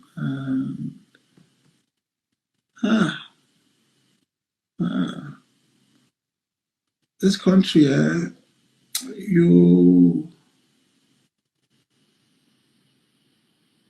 two things Nigeria does very well. is to rubbish your leadership. If a man wins an election, and because of the election, take him in a black Maria to court, what sort of a crime has he committed? Winning an election? And then the one thing we also do very well is that we become a country that don't care about our youth. And that can be good. Hmm. I've seen it all. So it can be good because you see, once you rubbish short people, so what are the youth themselves supposed to look up to now? There's no, you have principles, they rubbish you, and then you expect the younger ones to have, besides the fact that you failed them and not, they haven't felt anything about Nigeria in their lives, and then they see the leaders that they can look up to and see that they're being rubbished the way they are. It's a man wins an election across the board, nationwide, and then you take him in a black Maria to court. What are you trying to tell me? That you think that's a way to break a man up, but to make, as opposed to making him stronger against you? So, and then I go to the state house and I see where they keep his corpse, and some have dead refrigeration. The place is nasty. This is attached to the state house, for God's sake. You know, it reminds me of my days in detention when I would sit out in the evenings and look at the police barracks and see the kind of nastiness that goes on in that place. And then I tell myself, and I expect these guys to have any empathy to victims when I treat them this way and I see the environments. I've seen scenarios where if you're cooking in the kitchen and you forgot your salt, you go to your room to get salt. Before you come back, and the stove and the half-cooked soup is disappearing. In the police barracks, a guy dies on duty before his wife even knows or is told. Somebody's already in there packing her out. I saw these things live there. So, you know, it's, and then I see that state, even in death, the way they treated him and where they put him is like disgusting. Why? Because the man won an election. You know, it doesn't make any sense. But anyway. On the morning your dad passed on, yeah, a certain man, Mr. Nyika Ibidumi woke me up from bed in London just after 7 a.m. He had been calling and calling, and then when I eventually picked, he said, "They want to kill your father and you are sleeping." And I said, "My father died in 1973. Which father again do they want to kill?" He said, "Your father, Abiola." I said, "Who wants to kill him?" He said, "Well, by his own reading, he just listened to BBC World Service, and there was an interview with Thomas Pickering and Susan Rice, both of whom came from America to see Chief Abiola, and they asked them, 'Why do you want to see Abiola?' Dr. Kofi Annan came. Abiola said he was not going to bargain his mandate. Chief Emeka came from the Commonwealth. He was Secretary General. Chief Abiola said, 'No deal.' So what do you hope to get from Chief Abiola?" And they said, "Oh, we're going to persuade him to forget about his mandate." To which they asked, "So if he tells you no, what will happen?" And that they responded, "It would have become a danger to Nigeria." And lo and behold, that evening, I was on to your sister, Wura Abiola, and we're going to issue a press release that all the human rights people who were saying Abiola should not leave prison unless they gave his mandate to him, that we should beg them to let Abiola come home. At about 4:03, it was a fax message I got from Wura. And then we were going to issue the release, and a few minutes after, she called and said, "They have killed Daddy, they have killed." I said, what is she saying? And then it turned out to be true. I know there has been a documentary that you've been involved in with us, Ramadan and others. Do you truly believe that your dad could have been killed?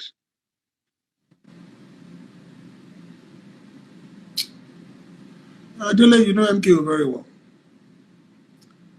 If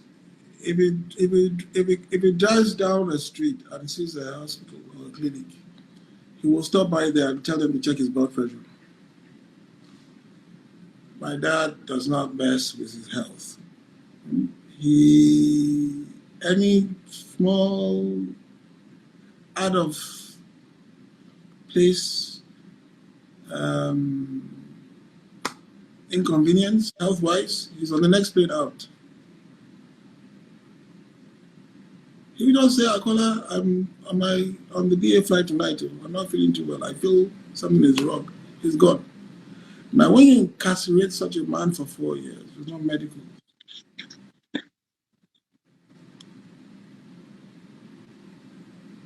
You don't get a regular visitation from his doctor. Even at the point where we pleaded for him to go out for treatment in one of the cases, and then Chief J.O.K. Ajayi came out and challenged the judge for being a PDP or NRC carry member, and aborted that whole drive. It was just a matter of time. You didn't need to put a gun to his head. You didn't need to indirectly poison him. The man was... We all know he had a blood pressure problem for sure. No checkup in 4 years. This is the man that gets a checkup every day. Like I said, if he drives past a clinic, he will tell the driver to stop. I want to check my blood pressure. Any clinic, anywhere. And once it's higher than normal, he's on the next flight out. So definitely he was killed. I mean, you don't have to put a knife to a gun to his head or spike his drink or whatever it is that takes. If you have malaria for 2 weeks and you don't get treatment, what's going to happen? Not talk about a guy that, right? The number of tabs and vitamins that pops every morning. Maybe that's why I'm even not a believer in vitamins today. So I don't know. Because man, he popped so many vitamin tablets. He had a tablet for everything in his bag. And you lock such a guy up for 4 years and you're telling me he was not going to die? But of course he's going to die. So he was killed, period. I don't care what circumstance or how you want to peddle it, how you want to... But of course.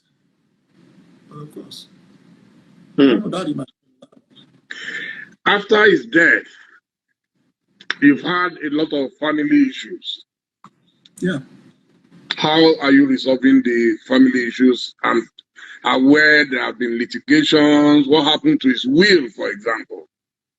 There was a time you were accused of forging the will, rewriting the will to favor you and your siblings. So what's been happening? Number one,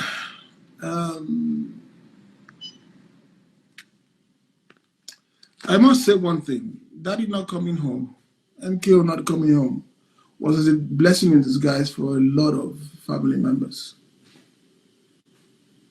Because the man I saw last, and the man that had gone through what he's gone through, if he had come home, a lot of things would have changed. A lot of things. 1. 2. Would I change a will that doesn't even benefit me?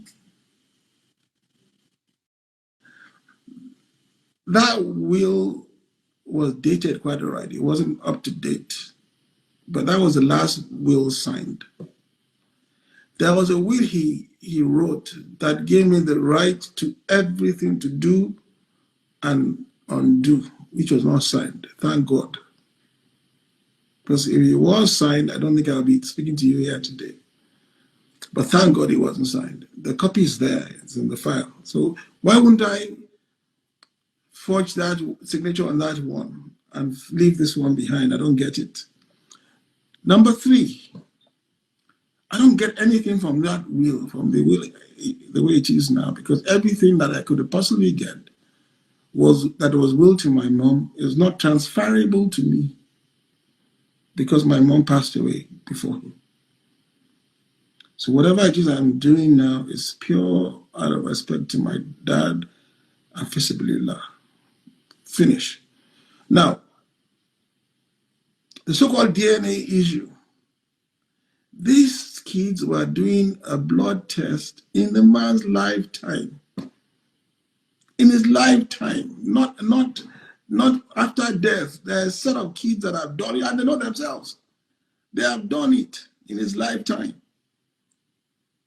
Their mothers know he did DNA tests on their kids in his lifetime. So why would I want to forge that?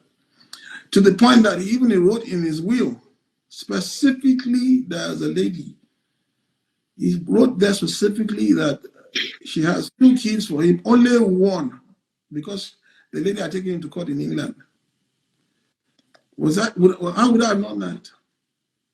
And I can go on and on and on and on and on and on. But you see, like I said, leadership requires objectivity, even at your own expense.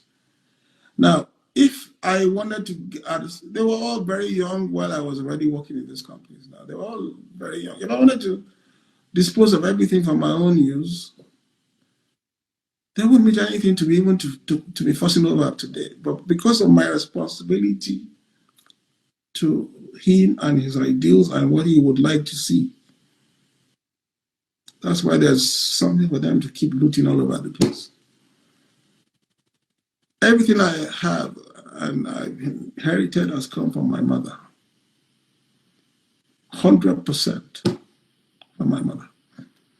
And I'm still getting it from it till tomorrow. Because my mom was always the entrepreneur in the house. And even I dare say all the funding of NPN in those days was simply at Abiola. A lot of the assets that is being utilized today was acquired by her. But in the typical way of doing things, you put your husband as chairman, you put in your husband's name. Even despite the fact that man was polygamous, everything was still MKO anyway. She didn't because I change anything. And she didn't even leave a will. So automatically everything goes back to him. She didn't leave a will. So you see, I hear a lot of things, but you see, I can go to sleep at night. I do not carry mopo. I jog the streets if I want to. I drive myself if I want to, because I know I am doing things right. And nothing to fear. Nothing to fear. I'm doing things right, and I'm doing it the only way I know how to. I'm not saying I'm right across the board, but I can, where I'm wrong, I can look at you in the face and say, I'm sorry, because I did it based on what I understood was right at a given point in time. So really, this issue of the will, I am going to address, because I have kids now. They're grown up. They're going to have kids. I don't want any child or any cousin or half brother, half sister accuse my kids of living off their grandfather or because of what their father stole from their father. Nah.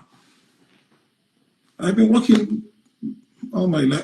I worked with him all my life. Even in secondary school, I was working with that. So I know a lot more detail than a lot of people know. And not just that, even my grandfather. In my young secondary school days, primary school days, he would call me into, my grandfather was the Balogun of Ojo. He would call me into elderly meetings and they would be grumbling. He said, Kola, he used to call me Lati, sit down, listen. He'd be asking me, Lati, what do you think? They can't say no because my grandfather was a tough man. They can't say no, and they know that they won't be able to eat lunch forever that day and collect their stipends anyway if they just Kola to leave.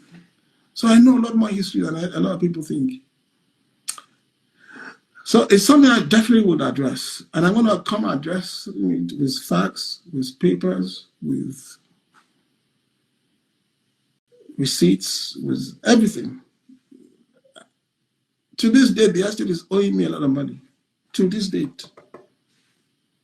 And besides that, I even went out of the will to do some things for a lot of them that they know, but you know, it's but you see, unfortunately, it's having a sense of entitlement, which is nothing wrong with that. But if I had that same sense of entitlement, then they won't get nothing because of it's an English will. But in trying to be fair and trying to be transparent, I think I got myself into a cul-de-sac, and that's why people can now make claims and all that kind of stuff. If I just gone strictly by the rules and not be inclusive, there's nothing they can do. It's an English will. My mother was married in Glasgow in an English court. But me trying to be fair and inclusive and transparent, I took on what I shouldn't have done. 1, 2, I went out of the will to do some things because I thought it was also the right thing to do. And that's where you get into this kind of troubles. But I have the fear of God in me, so I have no problem doing what I did. Lati, let me call you like your grandfather would have called you. Yes. Yes.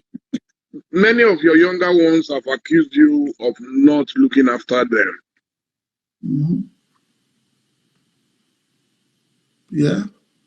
The best thing I can do is pay this. I give us an education. And I think I've done that very well. As to what happens and what you do with that, it's the only foundation. I have a day, you speak to me because I took my education seriously. I have the degrees and I took them. Many of us went abroad and didn't come back with nothing, including friends, including siblings. Went and played the rich man's kid and having a good life and all that and all that. And came back with nothing. Thank God we didn't make that mistake. We couldn't have anyway. Because in our own case, MK didn't pay our own school fees. It was Symbiat. And if you pay your school fees, you better make sure you come back with good grades. It's like my old friend from primary school. Look, he's talking about me having repeated my class and all that from primary school, forgetting that, look, at least I came 5th in school. And my mom made me repeat the class because I came 5th, if you can believe that.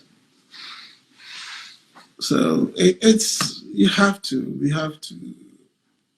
So I made sure at least majority of us had education, especially the ones that went to school in Nigeria.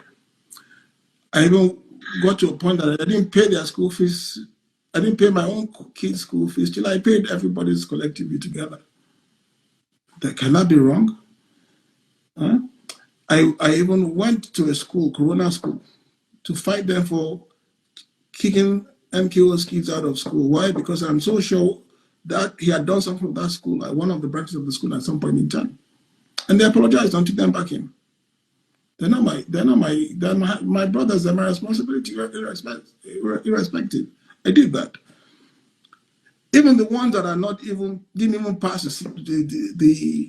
the DNA test, I still pay for their school fees. Why? Because I don't want them to be burdens for the ones that are our own. So he had a wife with 4 kids. 2 are not ours, 2 are his. I still paid for all 4 because I don't want that to be a burden for the 2 that are mine.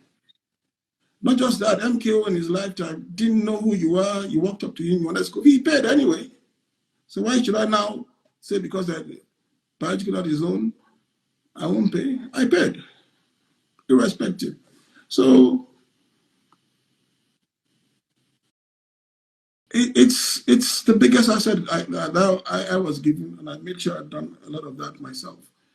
They complain I don't go to their weddings and all that, but when you have a mixed bag of past kids or not, kids that pass the DNA and kids that do not pass the DNA, you start going to the one that is your own. You're sanctioning the woman that brought illegitimate kids to the family. So I might as well just stay clear of all that and so on. So there's so many things that I said. I think if I have to start reeling everything out, man, I'm going to be here all day.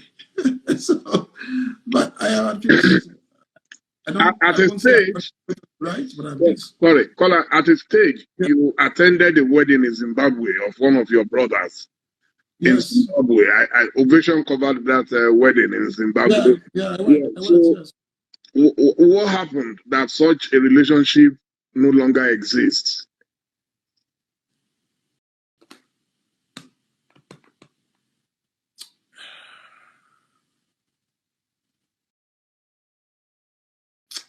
You know, I am as simple and as sincere as I can ever be. You've known me for how many years now?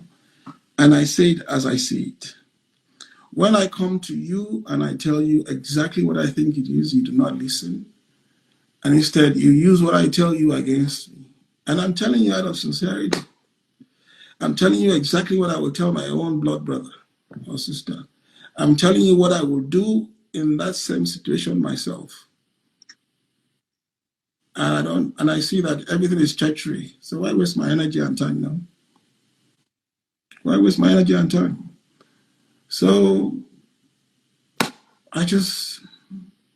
have a responsibility to the family. I can't be did a back and forth. I did, you didn't do, you didn't listen, I didn't do that. It just creates sales for media and all that rubbish. I'm not into media. I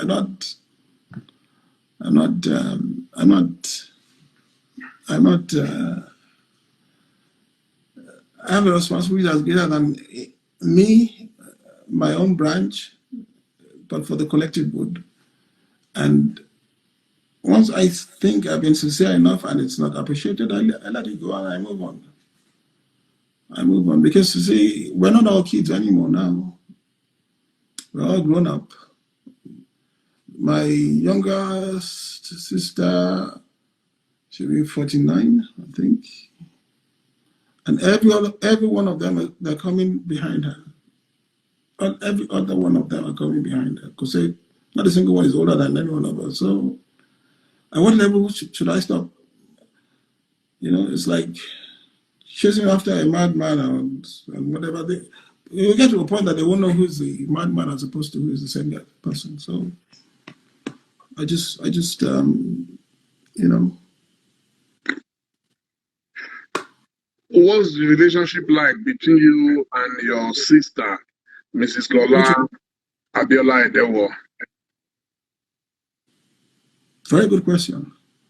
I thought we used to have a good one, but I'm not sure we do it nowadays. But it's just those realities, you know. I don't hold any grudges. I never do, because our kids are still the best of friends if I'm right. I've never told them, even in the past, I never get involved in that. The kids have their own life. They have their own life. They have their own. It's sort of like Tishonako and my dad. And after all that while, and everybody is saying Deji and what's his name now? What's his name? Shonako's son, the first son. I forget his name now. Shouldn't be friends, or they shouldn't be his grooms, whatever. These guys have been friends all their lives. So my father is like, so what? Like, they're friends, they have their own lives to live. And that's how we do it. So. Okay, you are talking about Deboye or. Deboye, yeah. Deboye. Yes. So They thought that MK was, like I said, the man has no hate in his system. It was the same way they said you shouldn't be friends with Aisha Babangida. Well, that, like I said, there are too many small minds out there, unfortunately. And actually, in our own part of the world, it's really, when you start going transgenerationally in your hate, at what point do you stop? At what point do you draw the line? How do you get prosperity going? How do you get unity going? How do you get peace in place? You'll never, because my dad it's good enough to know your enemies for what they are. Just leave them and move on. Now, if my kids have their own haters at their age, at their level, why should I want them to now take home their dads or their parents' own haters along with their own haters they are already? That doesn't make any sense. They have their own lives to live. Maybe they know and learn a few things. They come from an unbiased environment. Just keep it that way. Don't stain them because I have a grudge against your dad. I don't see your dad tomorrow. I just know my limits with him, but I won't not greet him. But do not add my palavas to their own. And they should, in their rightful minds, never take on their own, take on mine along with theirs. So that's my view to that. So. Okay, let's now talk. We've been talking a lot about your dad, naturally. So let's now talk about Abdulateef Kolawole Abiola. Yes. There is something I find, and I've found this for a long time, quite interesting about you. I remember when you had your daughter, Rabi Atu, who is my daughter as well, Right. And despite the fact that you grew up in Britain and the US, I think you had most of your kids in Nigeria, when you could afford to go to the best hospitals in the world. What informed that? Well, we're Nigerians, right? And we honestly believe in the genius of Nigerians. We honestly believe, and I've grown up with parents that have led by example. In the IGT days, I remember very clearly, we had a lot of foreign engineers, okay, from America. The same thing was out here when they were doing the dumpster days. But they were only here for a while our own staff were out there training, be it in Rochester or anywhere. And in the quickest possible time, my father would always replace them with Nigerians. He honestly believed in our ingenuity. I remember in Habib, the formula was to have a Pakistani MD, Nigerian DMD. It was going on like that for a while. Till he now said, hey, come, isn't it about time we have our own Nigerian MD? And ask, at the board meeting, ask the DMD there, because the president, the MD then was about to finish his tour of duty. They were meant to replace him from Pakistan. But right there in the meeting, he asked the guy, come, Adam, can't you do what he's doing? Or is it doing anything differently that you can't handle? He said no. So everybody was shocked at the meeting. He said no. It's about time. We have learned enough. You guys have learned enough. It's about time you guys become MDs yourself. And that's how Adam Bello became MD of the first Nigerian MD of Big Bank. And then the DMD now became the Pakistan. So it's like that. And where I think it can be done, we should do it. Unfortunately, I must say that the system has left. How are you? That's simple. It's gotten to that point now when you could leave Ife and go to an MIT and they look at you as if you are a genius. Today you'll have to start from scratch. So, we've lost those things, and some of us have faith in making sure they happen. And that's always been the driving force as to why that happened back then. I didn't think there was a need to do what we can do at home. For sure, we should encourage us first, and that was the thought process. Personally, would you ever consider going into politics? I am in politics. I was from my dad's election. I have been a scholar ever since. I've been very observant and I've been studying it. Yes, I am from that perspective. Yes, I am in politics. So, which one is your political party? I'm not a carry member of any party. I'm not into political party. I'm not in party politics, put it that way. So, will you go into party politics? I don't know. I don't think so. Because, you see, what I see right now, see, I did this at a very tender, young age. And what I saw then hasn't changed now. What I saw then has gotten worse now. So we need a dynamic that totally disrupts the electoral process. We need to turn it on its head. If we're truly going to have change and good leadership in Nigeria, we really need to turn it on its head. We have to disrupt the whole process.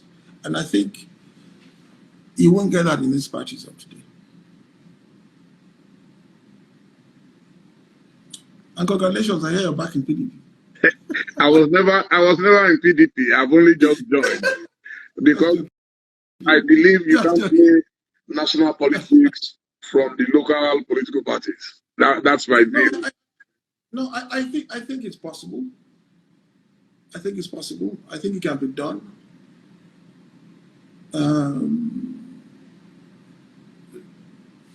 It's just a game of numbers. If you can get the numbers out, you can change the system for sure. Yeah. Well, that's yet to be seen. I would love to see that. Do you want to speak on that? Yeah.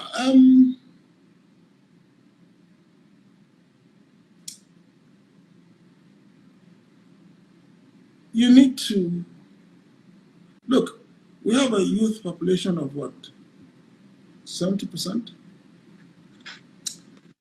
In your register, your INEC register today is between 18 and 36, thereabouts. It's almost more than 50%. You had the last election of 29 million votes. Everybody comes to me and asks Kola, are you running for president? Are you running for president? You should run for president. You should run for president. You should do this. You should do that. But they forget that I'm going to be 60 next year. The responsibility is not mine. The responsibility is to that 18 to 36. They have to, and I challenge them, and I'm challenging them on this program today. It's not just good enough to have your voice heard, but your numbers must count. You know, a few years back they had this cold water challenge, where you had this hashtag cold water. I'm challenging them honestly to go out and register to make your numbers count. Register and show us the world that, or Nigeria, that, okay, I don't know how you want to do it, maybe a hashtag, this is my PVC number, or something. You have to go out. If you do not go out, you will never be able to change the system. The NSAS thing,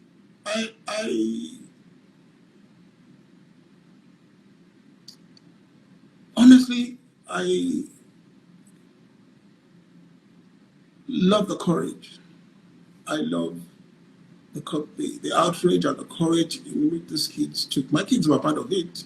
They were out there also. But you need an end game. The voice is heard from that. But maybe you should have another hashtag end game. And that end game, put your PVCs to it. Let us get out there and show them that the numbers count. Once we have the numbers, you will change the system. It's not about electing Kola. It's about electing people of your kind. And you can only do that with the numbers. How can we have an election in a state that the governor is elected by 102,000 votes, 250,000 votes? For God's sake, where is that mandate? When we have 50 million registered 18 to 36, the challenge is yours to go out there and show us that you can make that difference. Go out there and vote. Nobody can victimize you if you go out in numbers. Nobody. And the only way you can change the system is to go out there and vote. It's the only way. And you must vote in yourselves in numbers. Give faith to people who really want to make a change, to come out and actually participate in this process because they know you will come out and vote. Don't put them out there and don't go and support. You will scream, make the noise today. Tomorrow come election day, numbers will turn up. Why? The ones that are even registered don't even go and vote. It has to stop. It's your responsibility now, not mine. It's yours to make sure this thing changes. I can tell you how far we can go. I can support you, but you have to be out there to register and vote. Period. Kola, I want to take you to the US where you lived for so many years. Yes. The youth in the US will never think of forming new parties.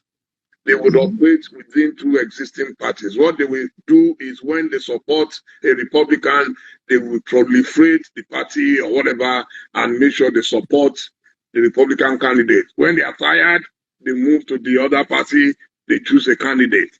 So do you think the proliferation of political parties in Nigeria is desirable, or you think we should operate within the two mainstream political parties? Because one of the things that I believe helped your dad was the fact that it was just a two-party, it was a straight battle between him and Alhaji Bashir Tofa. Absolutely. Yeah, so absolutely. If you're advising the youth to go and register, but without them operating within platforms and structures, it will still be a waste. Because you are going to have 40 presidential candidates, and then you are going to divide all their votes, while APC and PDP will retain their own regular voters. I think you have it wrong, Dele. Today, we don't have two parties. We only have one party. Dele, we have a party of politicians. That's all. So there's room for another party, for sure. For sure. Look, Dele, the rate at which they cross from one party A to B is impunity. What is the difference between the two parties? I sat with a group of I won't tell you the party the other day, and trying to talk to me about politics, and I said, look, come. As far as I'm concerned, there's only one party. You were in party A the last I met you. Now you were in party A the last time I met you. You moved from A to B the last time I met you. And I told them, look, how am I not sure that come January, all of you, if not, there were 8 of us, if not 6 of you, if not all of you would have moved back to the APC, to the former party. That's it. They're all the same. They're just one party. That's all. So if these guys can prove to me they have the numbers, but of course another party can make it, for sure. Because I am the day we're going to the point that we're no more voting party as such. We're voting for the credibility and the credibility of the candidate. That's what it's all about now. If they put their numbers behind a candidate, you will see that even from that so-called two parties or one party, as I call them, people are going to drift from there to come and vote for the appropriate person. That's what it's all about. They are the same. Call them whatever. And then on the manifest, and then they move to the next party tomorrow. Why? Because, come on. You are talking ideology. Now I am talking strategy in terms of structures. In America, you will still have to operate within party. That's because you have a two-party structure there. That's what I'm saying. So do you prefer this multi-party system, or would you rather go two parties? Well, I rather have two parties, for sure. Okay, now we have two parties. How do you now build a third party structure? We don't have two parties, Dele. I keep telling you only have one party. Believe me, you only have one party. That leaves room for another party to come up and come together with other parties to field a credible person to make a difference. Provided these kids, like I said, have that hashtag end game and their PPCs to go with it, you will see the difference. Kola, let's be realistic. Yeah. The last time. I am very realistic. The last time we had Shure, we had Kingsley Mogalu, we had Tope Fasua, we had Alisa Shoyode, we had Feladro Tuyi, we had all the bright guys. They couldn't agree amongst themselves on one candidate. So how do you now deal with it? That, you see, it's a system. The system is look, it's all in the quality and the credibility of the candidate. So for as long as your candidate is not seen as a unifying candidate, a unifying person, or seen across the land as a true Nigerian, all those would never work. They never work. Look, the problem we have at times is that we associate being brash and smart with majority. That's not, and as such, they are leaders. No. Brashness is not being a leader. Smart doesn't necessarily make you one. Maturity is what makes you a leader. Maturity. And that's what you are missing, really. This is what they need to see. We all have to earn our take. These kids have to own the process. They have to own the process by feeling they've elected and they're involved and they're going to go and vote for what they believe in. That's what it's all about. And it's even more now than ever in Nigeria. If these kids, we have failed them. We have a country that has failed the youth totally. They don't have it. They didn't have faith in these names. That's probably why you had the outcome you had. And instead of us to come together and look at it differently, we still want. It's like what used to happen in the past. Before the two-party system, all the conservatives will come under one party. And then the progressives will now split themselves all over the place. That's what used to happen. So the conservatives vote as one entity. That's why you had a different identity entirely. They vote as one. The progressives now split everything and they end up being the minority. With the two-party system, the progressives were forced to come under one umbrella. And that's why they won. And it also was no mistake, also because they had, with an MKO as their presidential candidate, everybody saw him as a Nigerian, and they went out to vote. Even across party lines, they voted for him. That's what I'm talking about now. So as far as I'm concerned, PDP, APC, they're one party. Another party could spring up. If these guys just go and get their PPCs, you will see the difference. This is the time to change everything, or not. I had the same conversation with my good friend, who I believed would have made a very good president in 2019, Donald Duke. And I can tell you, he was so sure about this third force, because what we are talking about here is a third force. I'll wait to see how this third force would emerge. Until that happens, we're stuck for now with APC and PDP. Until you have the third force. How do you react to ethnic, religious politics in Nigeria? Because even in NBA, Nigerian Bar Association, once my brother, who is my neighbor, Olumide Akpata emerged the other day, some people threatened in the north that they were creating their own bar association. And that is just in a professional setting. How do you deal with ethnic and religious, politics? You can expect that because they haven't woken up to the reality on ground. How did Olumide win that election? Was it the elder lawyers and the Gray and the Sons? No. It's these numbers I'm telling you about that voted in now, and because they had a voting system that allowed it to.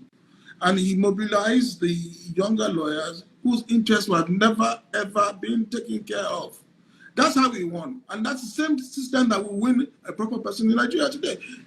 For as long as these kids register, if they register and they have their go from voice to the numbers to count, the system is in a serious shock. Will you be willing? The MDA is a perfect example of what I'm saying. Yeah. So will you be willing to stand and organize a third force? No, I've said that before in the past, that I'm committed to making sure that change comes. I've said that with the launch of Tribe Nigeria. I said that the app was meant to get us talking to each other from all spheres. Because look, at the end of the day, we come from different parts of Nigeria, but we have a common problem in Nigeria: is leadership. At the end of the day, you may think I'm better off in Lagos as opposed to the guy in Sokoto. But if you look at what is available in Lagos and what you should be getting based on what's available in Lagos, your Sokoto guy is probably better off than the Lagosian, based on the little money he's getting. So, for me, it's all about leadership at the end of the day. So when we start talking, you will see that, look, we have all these things in common. We will. And that's what I've made myself, I've committed myself to doing that, to make sure. And the only way I can make that difference if I can get these kids to go and register. Like I said, end game. If they don't vote, nothing will change. But if they come and have mass, you will see what's going to happen. They can't be bought because they're sick and tired of it.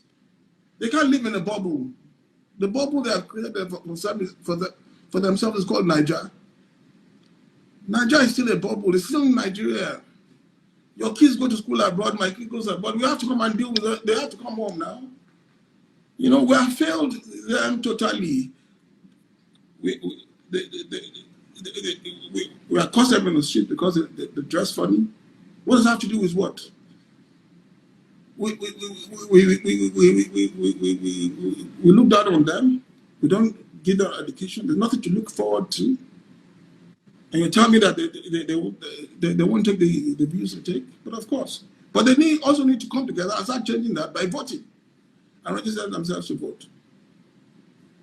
Now, let's talk about what I know you love doing, mountain climbing.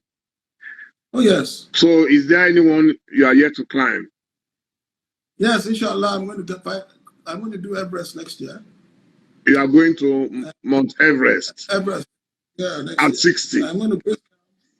Yeah, that's my birthday present. And then from there, I go to Hajj. Inshallah. So are you already training for that? Oh, yeah. I am. People see me jogging around and walking around and think this guy must be nuts. But I'm doing my homework. How did you come into mountain climbing? And do you find it extremely risky to your life? I came into mountain climbing out of love for my late daughter. On Thursday, it was 14 years she passed away. Shortly before she passed on, we were talking about my upcoming birthday. And some documentary on Kilimanjaro came up, and she was like, "Dad, I think you could try that." I said, "No, it's something to look into." I'm kind of left it at that. A few months, she passes away, and that pain was eating me up. She was fantastic. Abacha was a fantastic child. That pain was eating me up so much that I really don't know how. I didn't know how to deal. I've been brought up to be strong and before everybody, but this one hit me bad, and it just occurred to me one day working in Boston that, you know what, yeah, maybe if I do this for her, maybe I'll have some escape. I'll have a way of escaping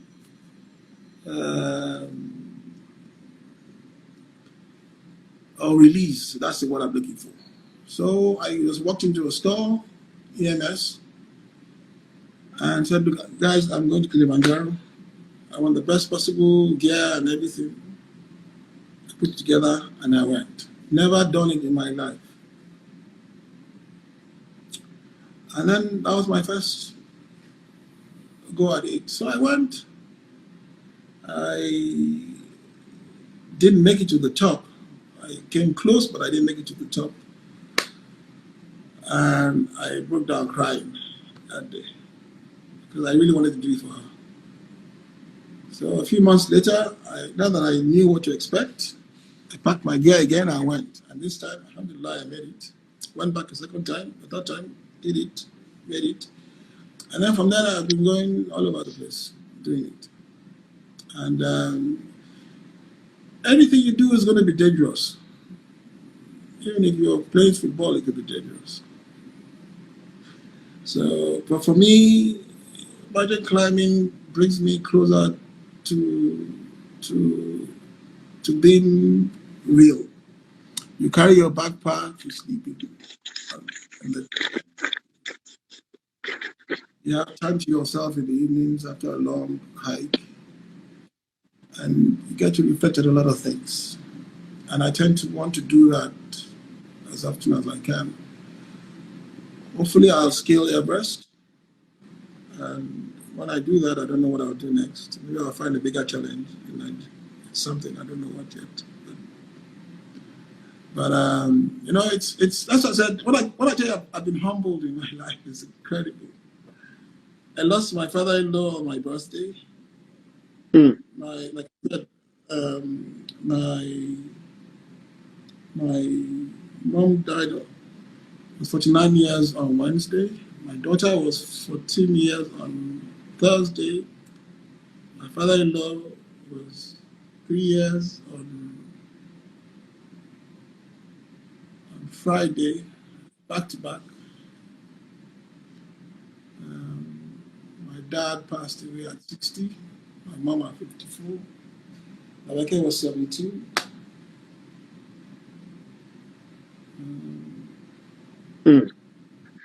Ike was what? Ike was not, it was 48 or something. It's just crazy. It's I don't know. It just so climbing helps me. It helps me just I bottle up so much that doing that and it helps with my release. It helps with me coming. I don't think I'll ever come to terms with all these things, but it's part of my own healing process. Wow. May Nabake's soul continue to rest in peace. Before I go, I was hoping we would do just 2 hours, but it's been a very rich and robust encounter. There is something I've always wanted to ask you. I know many rich kids, and they find it difficult accepting non-biological people into their family. Your dad welcomed me into the family, and you also welcomed me. You bought me my first car. I mean, how were you able to manage that? You couldn't be bothered that I was already close to your dad. I was very close to you. You heard that I lost my job and I needed a car. Chichi Belongu told you I must thank her. I continue to thank her every day for letting you know. And you bought me my first car when you were under 30. How did that happen?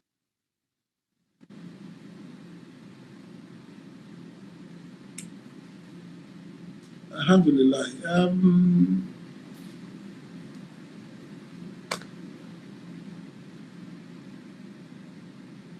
Like I keep telling you, Dele, I started off from very humble beginnings, and I never forgot that. I went to school in Electoral. There's people, even I think if I'm right, the guard's son was in my class, and we were friends. We all came from different works, family lives, different parts of Western Nigeria back then. You couldn't tell a difference. We all related very well. I've never, my parents, no matter who they are, I've never looked down on anybody before. So where am I going to get the odd example from?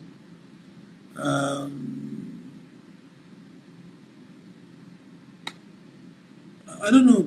That's just what I am, and that's who I am. If I have 10 naira, if you have a problem, I may not be able to solve it, but I'll give you the 1 naira out of the 10 I have.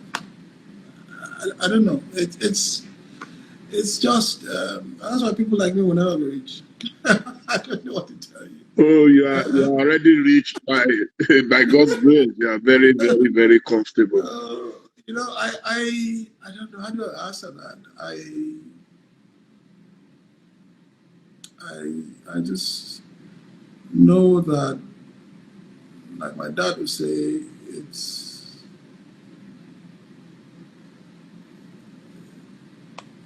you. You have to be in a position to lift your environment. You can't be the only arrowhead, because if you lift your environment, we collectively carry the burden. If I'm the only one and everybody's coming to me, I'm not government. But if you leave the environment around you along with you, they will take care of some things also that don't have to come to you. And I'm a strong believer in that. But for me, it's friendship first and foremost. What we do for each other is because we can do it. But the friendship first and foremost is more important. And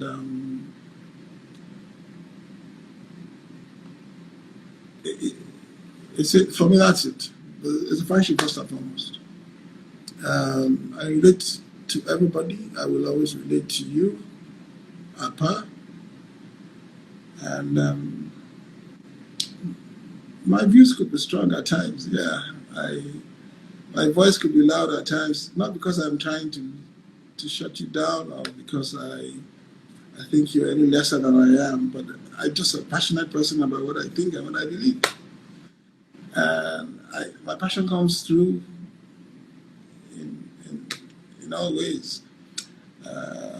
You look at my face at times, you can always tell this guy has a lot going on in his head. But it's Wow. that's it. Thank you, Kola. Thank you so much. Before we go, one of the things I want to teach for the rest of my life is the art and science of gratitude. And I want to say a whole load of gratitude to you. There are 3 other things you did, and I have the opportunity to say it publicly today, because we live in an era where people are too shy to admit that some people helped them get to where they are, and you are one of those who helped me. The second one was after you bought the car, I wanted to start a magazine called Ovation in 1991. And I approached you, came with my proposal to your house in Anthony Village, And you looked at it, you liked it, and you told me, oh, I like it, it looks good, but I won't be able to invest in it. And I said, why not? If you like it, why not? He said, oh, I don't like to compete with my dad. That touched me. And you could see I was very disappointed because you were my last hope. And you didn't want me to leave with that disappointment. And you said, is there nothing else we can do together apart from a publication? And I said, like what? He said, like public relations. And I said, of course, that's my first love. And on the spot, you gave me the account for Summit Oil International to manage, despite the fact that you had instructions from chairman to get some other company. I will never forget that. And we did that job. And you told me to bring an invoice. And when I brought the invoice, initially you said you were going to reduce it officially. But by the time we finished the job, you were so excited, you approved the entire invoice and brought your own personal check and gave me extra money. I'll never forget that day. Thank you, Kola. Alhamdulillah, thank you. The third one for me was more emotional. I was going to London in November 1992. The flight was delayed, British Airways to Gatwick. And lo and behold, 3 of you came on board. They had delayed the flight for yourself, Deji, and Abiola. And unknown to me, you were actually going to see your mom for the last time. And when we landed at Gatwick, we took the Gatwick Express to Victoria Station. And while on the train, you asked me if I had an account at NatWest, number 266 Pentonville Avenue in King's Cross. And you sent £2,000. Your mom was just about to pass on. And you still have time to send money to a friend. How would you be able to do such? I'm sure you probably don't even remember. But that is what you did. And the last one was my wedding, which coincided with your mom's 40th day. And you know how it goes with Muslims, with prayers and everything. And not only did your dad come, and my wife was handed over to your dad, you also came to Ijebu that night. In the middle of the night, you came to support me. Kola, I can never forget those deeds. May God bless you and your family. Yeah. Thank you. Thank you. Well, Dele for me, whatever it is I do or have done, not just for you, but for any other person, Wallah, it's just strictly bismillah. Because I believe that if it's in the reverse, you will do same for me. I didn't know, I've seen scenarios and I didn't know anything, but I did what I had to do. And I don't even when they get to become something, I don't even remember that I did anything. And then to go and even knock on their doors and say, you know what, payback time. I don't even remember. They end up reminding me because I do it, like I said, recently. And that's always helped me all my life. So I thank God for that. I thank God for faith. And like they say, Amen.